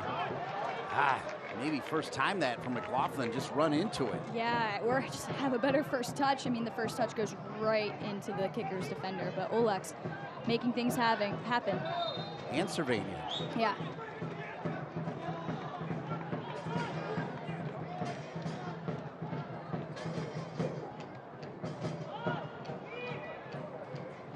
Emily Gray, as we mentioned, from Philadelphia, played at Virginia Tech. I'm assuming you played ECNL, is that fair? Yeah, played for Penn Fusion, both in the ECNL and what was the DA for a couple years on the girls' side. Sent far side.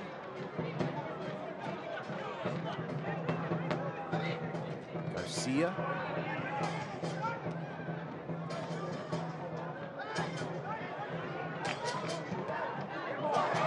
Dangerous. Olex Anderson and foul! North Carolina FC, they pull one back by Anderson.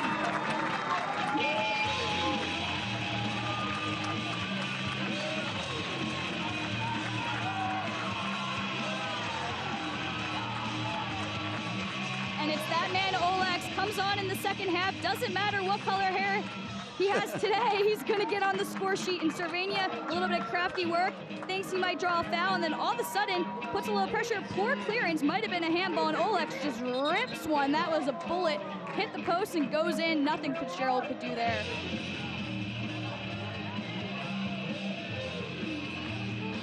Hard to ask for a better first 20 minutes for North Carolina FC. And Emily, I really feel like the 4 points that you pointed out, if you were the coach, North Carolina FC is doing. Yeah, definitely. They've responded in the second half, and no matter what happens, they'll be happy with that. This attitude that's continuing on right now with McLaughlin on the ball, it's been excellent to see, and they look more like a team to be reckoned with.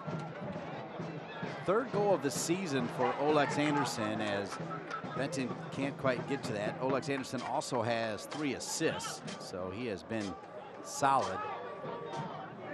Now Darren Sawatsky is going to make a couple changes with the score now 2-1. And North Carolina FC very much right back in this game. You called it the most dangerous lead in soccer. You didn't believe in it, but hopefully we believe in it tonight. Well said. Good call out. Fair play. Garcia over to Fernandez.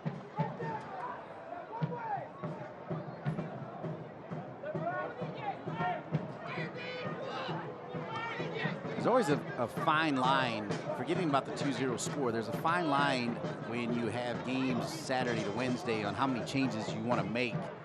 But make no mistake about it, Anderson and Cervenia are next level difference maker type players. Yeah, and this season they've been excellent. Their relationship also has improved over the course of the season. Cervenia making things happen once again. North Carolina FC, I think they have like double-digit set pieces now. They had a yellow card issued to Richmond.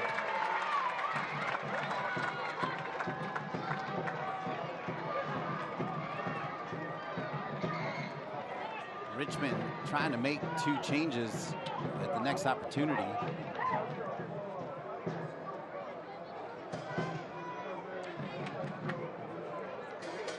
We'll see that foul again. McLaughlin combining with Cervenia, out-muscles Fitch.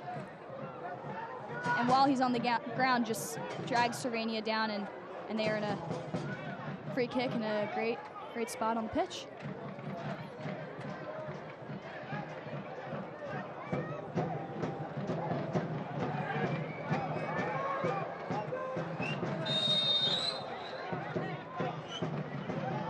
Cervenia will flip it to Rafa. Saved by Akira Fitzgerald. Saved again. And Akira Fitzgerald keeping his team in it. But it'll be a corner kick Corner kick, North Carolina FC. Sylvania and Rafa off the free kick to start. We haven't called Rafa's name too much tonight, but he rips one off the free kick, drawn up set play, and McLaughlin just unable to capitalize on the rebound. But NCFC, they're really picking up the momentum here, and set pieces might do it for them in this game. All right, so we got some changes now for Richmond. As coming into the game is O'Dwyer, Chandler O'Dwyer, number 27, is one of the changes, and also coming in is Gordon, wearing number 91. Again, you can barely see the numbers on the back. They're on the front, on their shorts, it's bright and black. On the back, it's hard to make out, Emily. Yeah, interesting though that the colors are different on the shorts and jersey. North Carolina FC looking for that equalizer. They have dominated the second half. McLaughlin will drop it to Cervania. Cervania going to take a shot, and Akira Fitzgerald again there.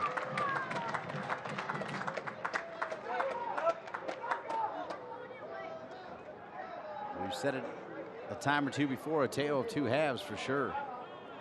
Yeah, North Carolina FC, their attitude's been great.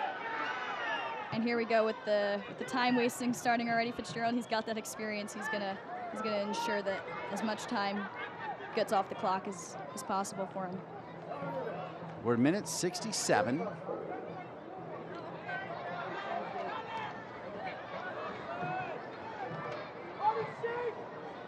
Richmond wins it at midfield. One back by Fernandez, who will play it over to Garcia. No Navarro, the captain for North Carolina FC, a late scratch. Perez will get it to Benton. Benton back over to Perez. Perez has it taken away. Bentley. Gordon now. Boy, good tackle from Garcia. A Sport Club home team needs a store for dinner. This lucky base pays $25 gift card to the French Market. Home of restaurant quality meat and incredible prices. Congratulations and enjoy your trip. Yeah, you already mentioned it. Richmond will not be in a hurry to take throw-ins, take goal kicks, free kicks. They'll take their time with the lead on the road. Throw in quickly for Perez. Olex Anderson's onside. He's got McLaughlin. He'll play it to himself. Olex Anderson still has McLaughlin. Drops it over. A little bit behind Rafa. Rafa will win it back. Traps it with the bottom of his foot.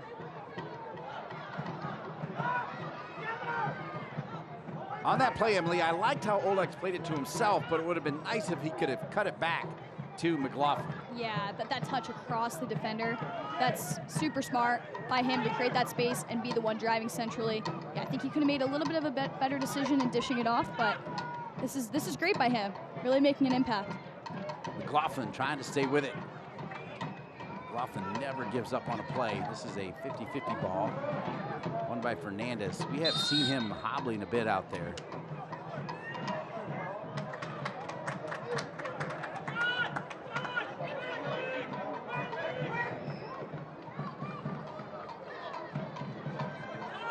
Cervania will quickly start things with Maldonado.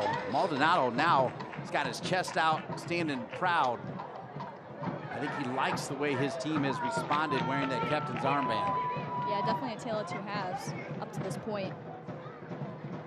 Now Maldonado back to his normal position of just holding down the fort in front of the back line, and yeah, he has one of the best spots in the field to see his team really turn things on. Yeah, they essentially started with two holding midfielders, and down 2-0, you knew that one of those were going to go away. Player down on the far side for North Carolina FC. Gordon will play on for Richmond. Player back up, everybody okay. Gordon will get it back, that's a good pass. And it'll be a corner kick Richmond. It's another opportunity for Richmond off of a huge change of point. Their long balls across the field have been fantastic, but I also think that's something for NCFC. They're not closing the ball down and not making them play short. They're allowing them to play these cross-field balls and breaking lines, and they've led to so many chances throughout the game.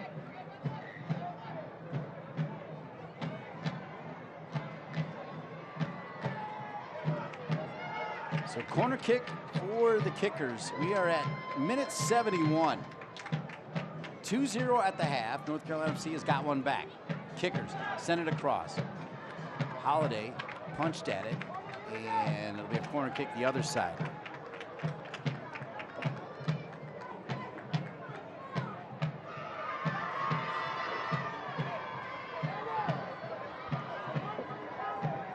Kickers yellow card on the 65th minute play, number 4, Simon Fitch. So Simon Fitch did get a yellow card for Richmond, worth noting.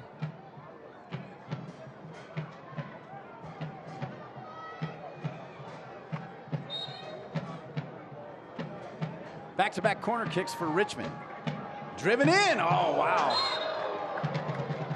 Headed away. That was a pretty good ball driven in right at the top of the 6 where Holiday had to stay on his line, Emily. Yeah, that was a tough ball to defend. That bends in really nicely with the left foot. It almost goes off the back of his head. He didn't know much about that, but leads to a great opportunity for the Kickers.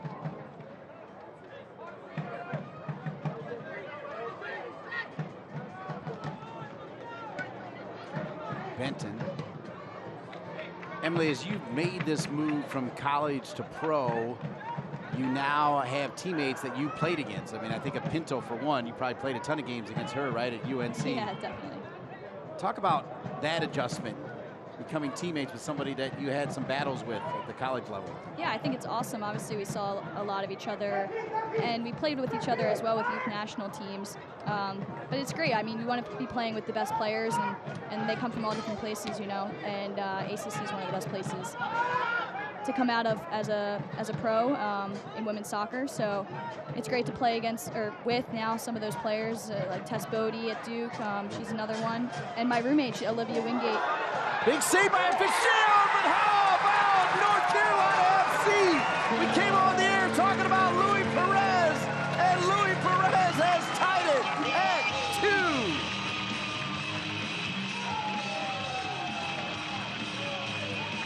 2. The reaction from NCFC has been absolutely brilliant. McLaughlin gets the ball deep, combines well with Rafa.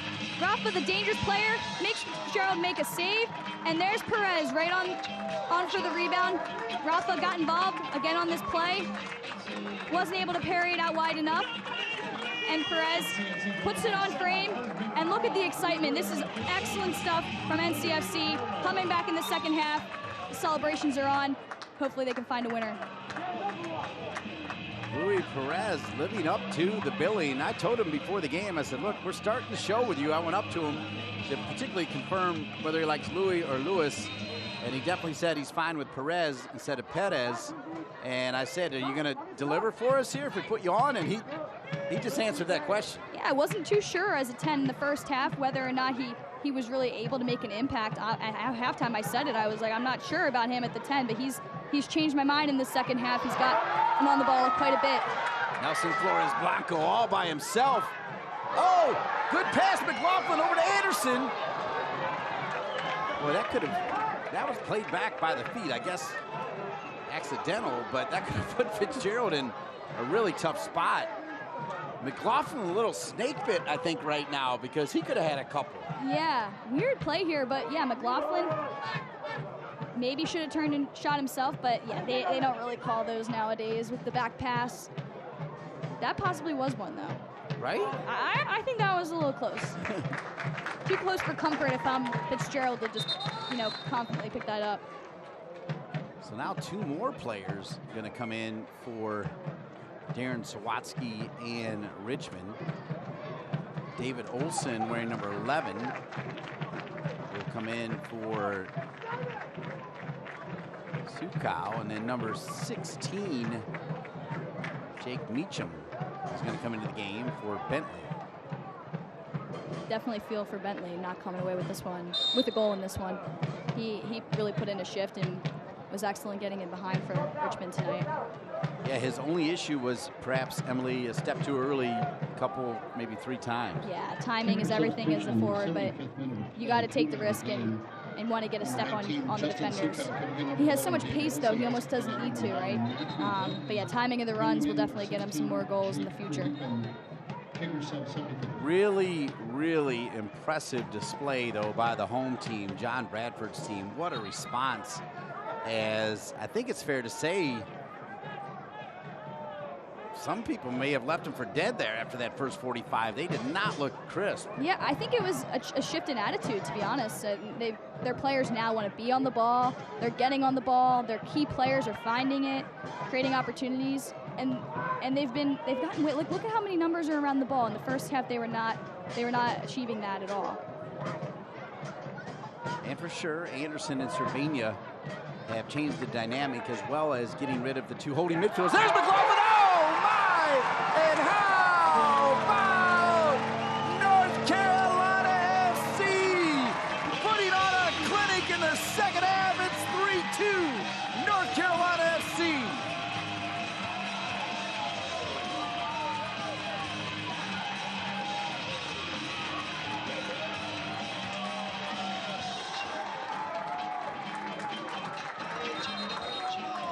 Full team celebration on that one, and Richmond has hardly gotten out of their own half. This has been dominance and a great reaction from NCFC. Early service, McLaughlin gets low, striker's goal, just waiting around in the box. Great header, twist to the neck, bounces it off the ground, nothing Fitzgerald could do. And look at the reaction. These NCFC players have put in a shift, especially the subs off the bench. But McLaughlin, he's been on since minute 1 and has made an impact throughout. 14 goals a year ago, so you know he can do it. He gets one, he's gonna get rolling. Yeah, but now he's being subbed out, so his shift is over for tonight. Arriaga comes in for him. But excellent reaction, like I said, from NCFC. They're fully in tune with this game now, and would love to see it out. But Richmond on the road need to find a way out of their own defensive third. What a second half! What a goal! And just like that, it's 3-2 with a whole lot of how about North Carolina FC, Emily Gray? Absolutely love hearing that. Nobody says it better than you.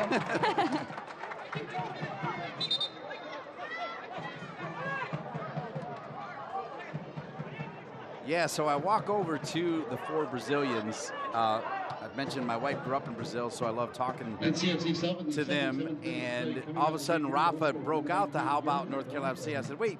He said, you don't understand. In practice, when we score a big goal, they break it out. I had no idea. I didn't know that it made it to practice. That's awesome.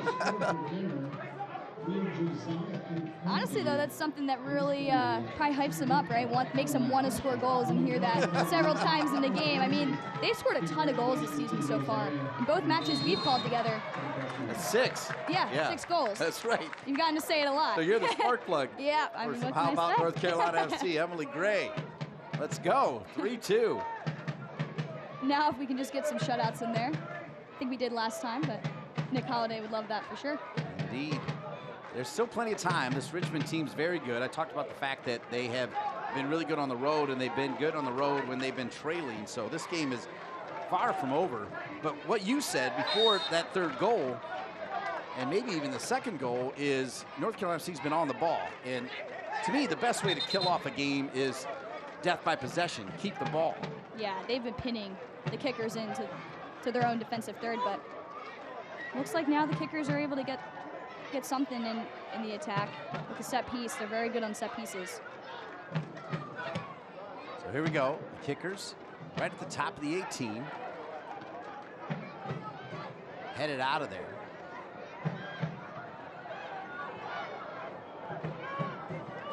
Olex Anderson, Louis Perez, and Garrett McLaughlin with 3 goals in the second half have given North Carolina FC a 3-2 lead.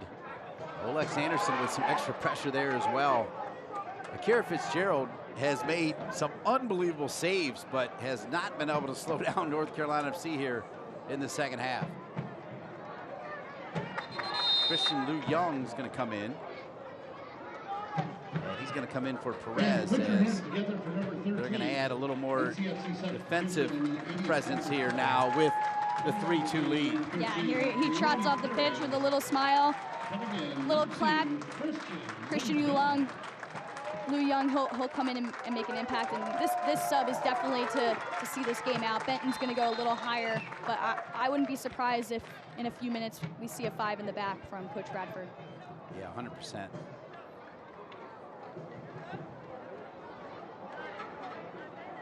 And you're right, we are seeing Benton at the moment moving forward, but we're also seeing Lou Young a little bit more central.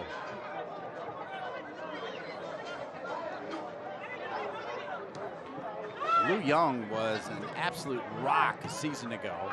They bring in Benton. Benton, for all intents and purposes, beat out Lou Young. Then he had that ridiculous red card, and Lou Young played solid. Trouble here. And good job by Garcia to knock it away. Garcia did not panic right there. Well, he almost got out-muscled, but he stayed with it on Belmar, and he's had some well-timed tackles tonight. I think despite the 2 goals given up for the team tonight, he's really had a good performance. So big throw in. You mentioned Belmar. He's so strong. They're going to try to find the head of Belmar. He flicks it. So Belmar, who was playing more on the wing, now he's bringing that size in front of the goal. And you've got the speed of Gordon over here on the left. They go away from Gordon. Little flick from Ani. Now Richmond with some urgency, understandably. They've given up a 2-0 lead. And just like I said all along, Emily Gray, that 2-0 lead is the toughest. Yeah, and this 3-2 lead to finish the game isn't very easy either. I mean, Richmond, they came back from 2 down in the last match during a draw, and they'll be wanting to at least get a draw tonight now with this performance. What a rock star partner. I gave you a perfect chance to call me out. You didn't do it. I appreciate that. That's awesome. I think I called you out once already tonight. 83rd minute, 3-2. What a second half here for North Carolina FC. We get a great shot here on the bench. The coach for Richmond speaking with Bentley probably about the timing of his runs and encouraging him to keep making those runs, but to make sure that his timing's a little bit better. And you know, if Richmond had gotten a goal off one of those offsides calls, the game would be completely different. So he's having a little chat with him about that. Excellent point. Belmar using that size and strength. This is dangerous. Richmond, they decide not to first time it. They switch feet, and Holiday has something to say to the referee, and looks like he's going to get a card for it. And here we'll see the replay of this last play. Flores Blanco has to chase back. Does the Ronaldo chop inside and skies that shot, but yeah, I don't know what Holiday said after that play, or maybe it was during it. Possibly some foul language from the 17-year-old toward the referee.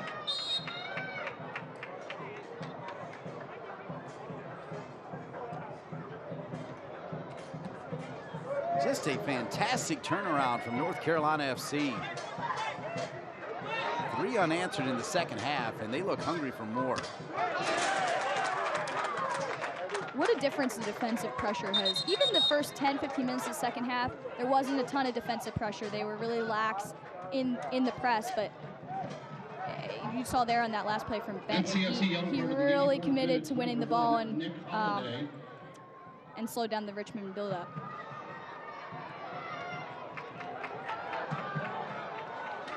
Olex Anderson, he's onside. Absolutely onside. Olex Anderson gives it up. Benton denied. Oh my, Arriaga was making a run as well. He went behind Arriaga, dropped it for Benton. And the sliding defender sliding in to prevent it from being 4-2. Yeah, and hopefully we get here it is, the replay of that last one. Olex cutting it back, and felt like time slowed down there, waiting for Benton to get to that. Great defensive work from the kickers, but yeah, Olex, unselfish play, possibly could have gone for goal, decides to cut it back. And NCFC, they've been bringing it all in the second half. Yeah, what a difference. I mean, the first half was all Richmond. I want to say hello to the all-time appearance leader for Richmond. I've already mentioned his name. I called his championships when he was a player. He was, I think, one of the best goalies to ever play in this league. Ronnie Pascal still, I think, helps out every once in a while, also helps out at VCU. And I know he's tuning in with all the great Richmond Kickers fans. Probably a little disappointed right now in what he's seeing in his team here. It's been a great comeback from North Carolina FC. And now it's Nick Holliday's turn to waste some time back there.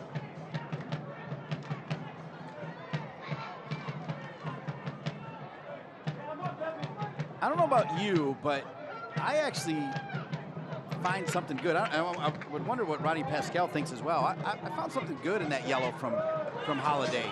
I like to see him. He's only 17. I like to see him using his voice. Definitely. I think his maturity from last year to this year, and it's only going to continue to get better, but he has to have a presence back there and earn the respect of his older teammates, and same with his opponents and the referee. Like, everyone needs to know he's there and he's in control back in the final, the defensive third for NCFC. Another Academy player, Pop, is getting ready to come in. Wearing number 88, that is a player that came up through the Academy. Here's Arriaga. Arriaga has been a mainstay. Oh my, wow, I'll tell you what. Cervania mishit that one, but he was wide open, Emily. Yeah, he's laying on the ground. He's definitely upset about missing that one. We'll see it again. Cervania involved, dishing it out wide. Arriaga cuts the ball back, PK spot. Cervania was almost too open for that one. Maybe could have even taken a touch. Now Rafa gets his curtain call. Coming out of the game, Menzigen. Come again, so Rafa Menzigen. NCFC sub, 87th minute. Looks like before they take Rafa out, they're going to check on Cervania just in case.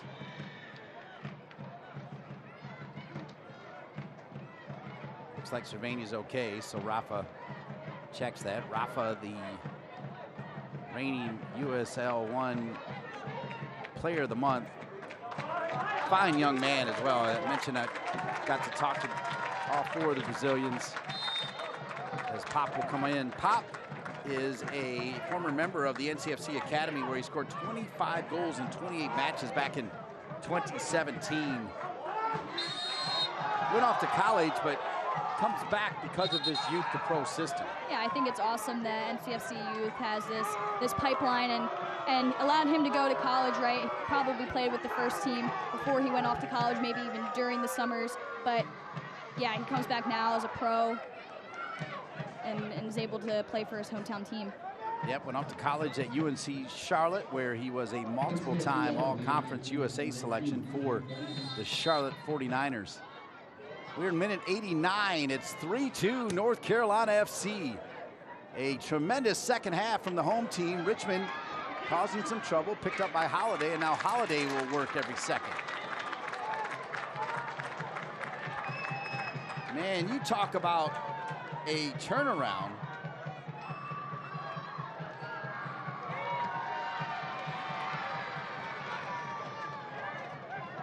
I mean, it's a different team here in the second half. Completely different team, and I kind of called him out for it in the first half. I mean, they really didn't show up, weren't showing too much. And here they go again. Chris Lou Young up down the right flank. Good ball! Young squares it across. Pop was there waiting. Nelson Flores Blanco picked back up. Now he'll chop it back to Maldonado. Lou Young, who made the run, shows in the middle of the park. Lou Young will drop it to Benton. I like the fact that these two can play at the same time as well. It's a good sign for future games for John Bradford. Olex Anderson. Olex, if you remember, 45 seconds in, earned a free kick right at the angle of the 18, and after that, it's been all North Carolina FC. Sometimes things like that, they cause the momentum to shift, and like you said, Benton and Lou Young playing together might be something for Coach Bradford to think about going forward. They're both good defenders, both good in the attack, and have good relationships with each other on the field, so it might be something we'll see in the future. All right, coming into the game now for Richmond, Beckett Howell.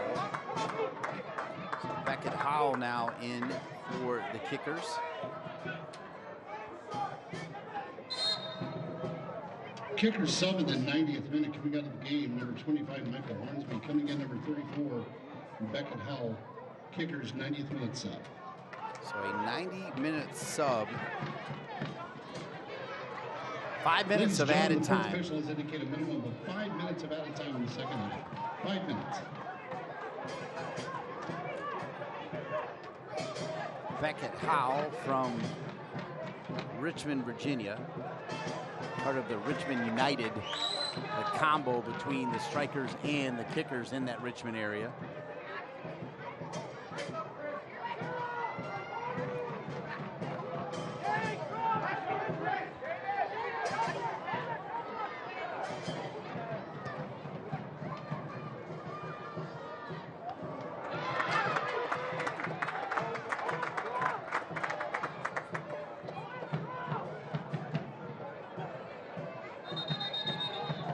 Be a throw-in. The referee has their particular spot in mind, and now they'll throw it in.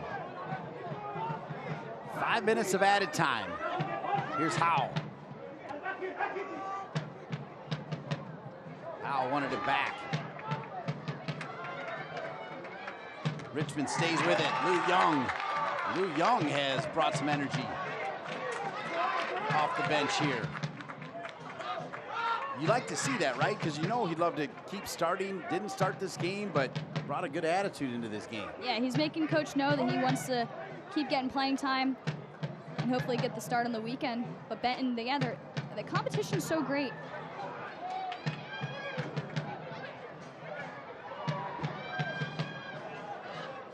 I'm thinking Beckett might be the son of Jay Howell, who is the CEO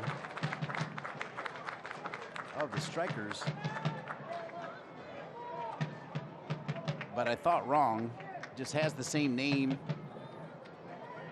The aforementioned Ronnie Pascal, who, by the way, supported our comments about Holiday using his voice.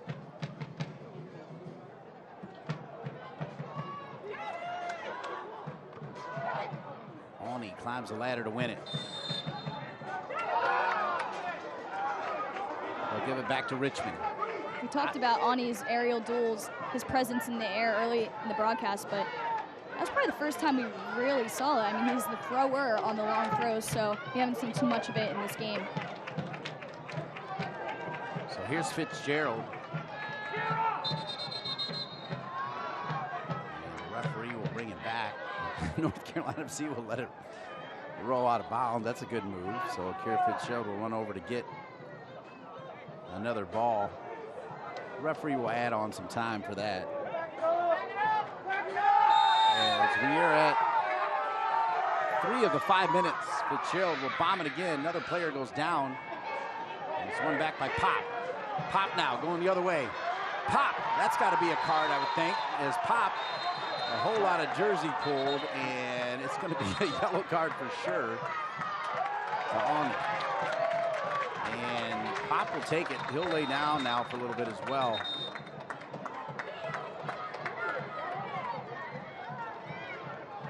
Awney had a bunch of white jerseys with him, so it's not red card material, but I'll tell you, that's a little dangerous when you've got that kind of momentum and you get pulled on the shoulder. Yeah, Pop is running at such a high speed, and he's pulled on the shoulder.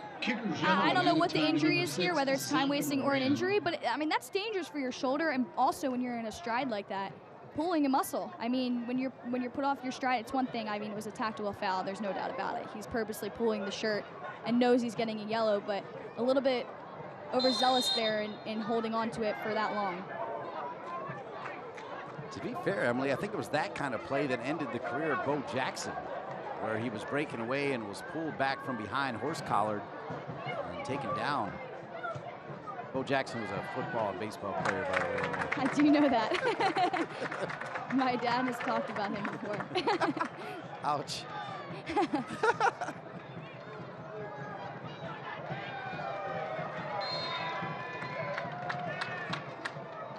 Wow, this will be just 3 massive points for North Carolina FC if they can hang on. They were already in first place.